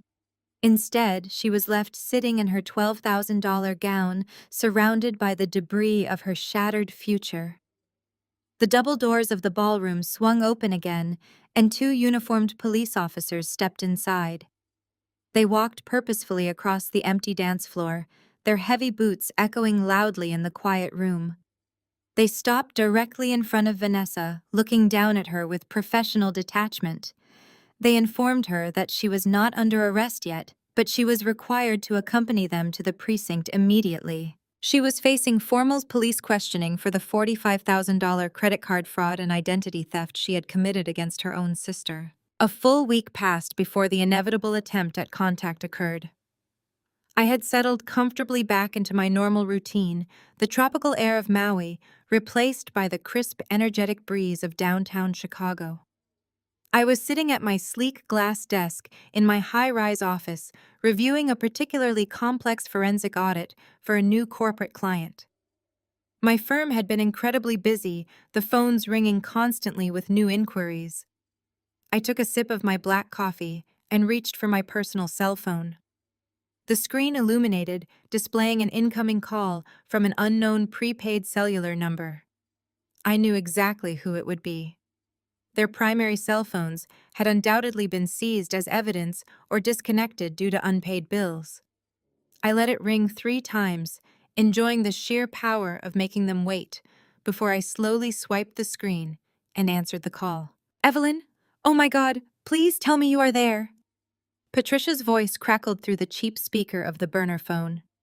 She sounded absolutely frantic, her usual polished, aristocratic tone replaced by a raspy, desperate whine. The background noise indicated she was standing outside somewhere, likely near a busy street miles away from the luxurious comforts she was accustomed to. "Evelyn, you have to help us. Please, you have to do something. Richard is still in the county jail.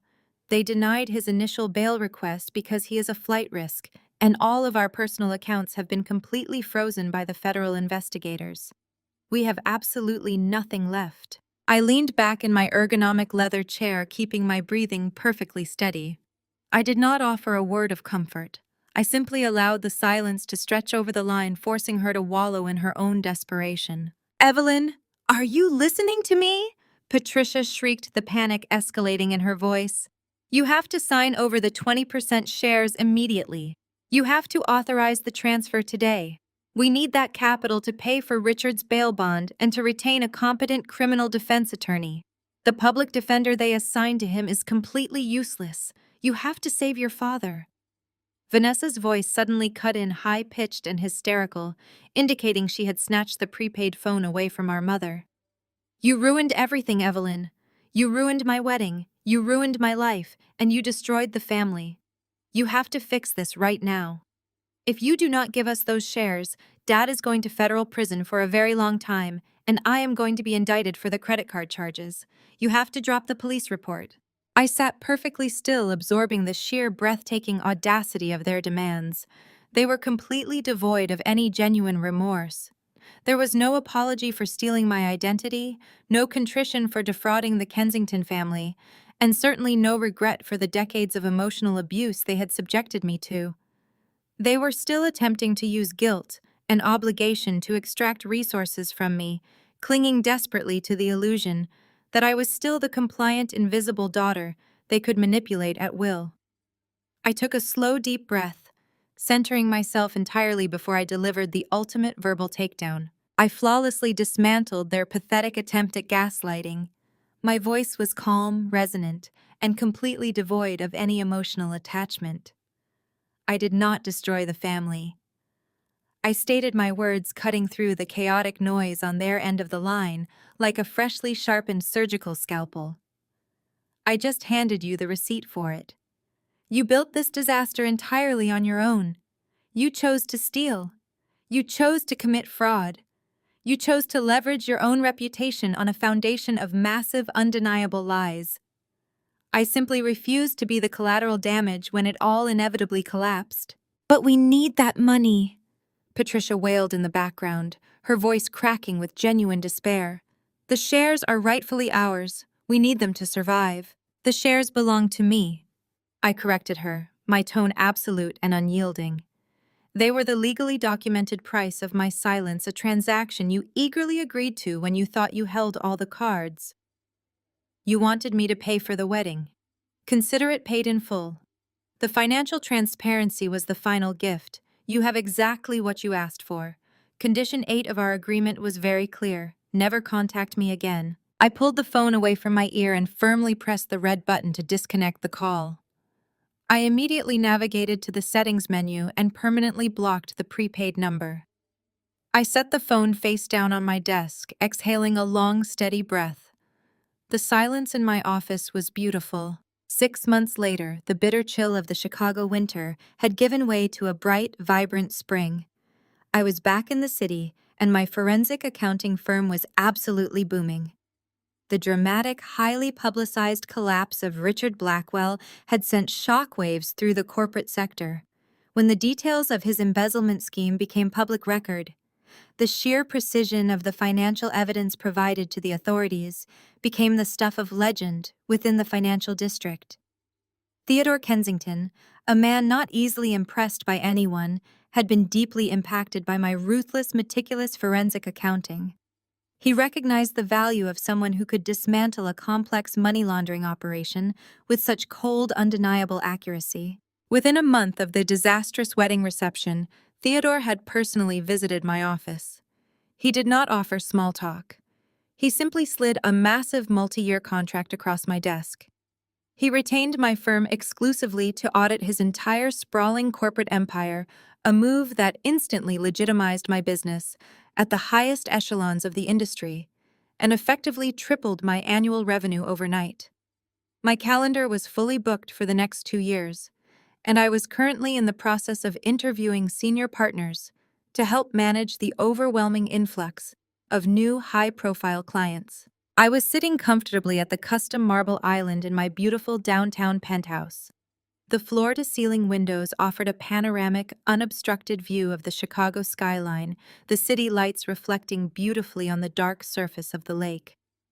I had spent the afternoon reviewing tax documents, and the evening was entirely mine to enjoy. I sorted casually through the stack of Daily Mail resting on the counter. Among the glossy industry magazines and sleek corporate invitations, I spotted a plain, cheap white envelope. I picked it up, my eyes immediately catching the harsh black ink of the return address. It was stamped directly from the state penitentiary.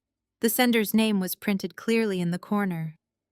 Richard Blackwell. I held the letter in my hand for a brief moment. I felt absolutely nothing.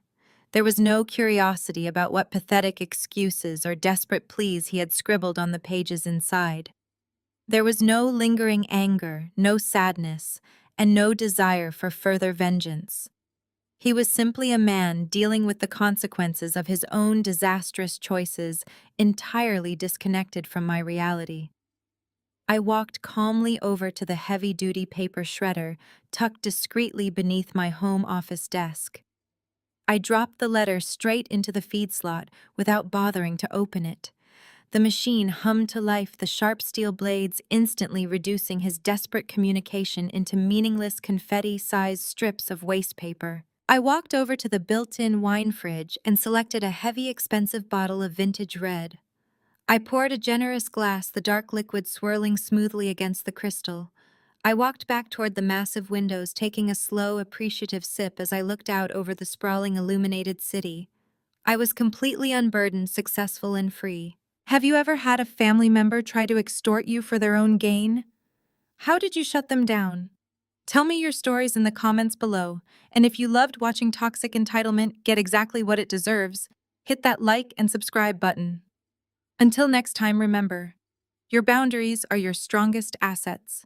The story of Evelyn and the Blackwell family serves as a powerful reminder that sharing DNA does not obligate you to endure manipulation, extortion, or emotional abuse. For too long, society has pushed the narrative that family must be protected at all costs, often using guilt as a weapon to force individuals into setting themselves on fire just to keep toxic relatives warm. As we see through Evelyn's journey, true strength lies in recognizing when to cut the cord. When individuals value their social status and appearances more than integrity, they will inevitably cross moral and legal lines to maintain their illusions. Richard, Patricia, and Vanessa built their entire reality on a foundation of lies, entitlement, and stolen funds, fully expecting Evelyn to silently absorb the collateral damage. They confused her quiet professionalism with weakness. However, Evelyn's meticulous retaliation teaches us that independence, especially financial and emotional independence, is the ultimate shield against exploitation. You are never responsible for saving people from the consequences of their own deliberate actions. When toxic relatives demand your compliance to fix their self-inflicted disasters, the most powerful response is to simply hand them the receipt for their choices. Setting ironclad boundaries is not an act of cruelty. It is an act of profound self-respect. It takes immense courage to walk away from the people who are supposed to protect you, but doing so creates the space necessary to build a life of genuine peace. You have the absolute right to define your own worth, protect your hard-earned assets, and shred the toxic ties that weigh you down. Share your story in the comments below if you have ever had to establish strict boundaries to protect yourself from entitled family members. Your experiences can inspire others to find the courage to walk away. If you found this story empowering, hit that like button and subscribe to the channel for more content about standing your ground. Remember, your peace of mind is your most valuable asset.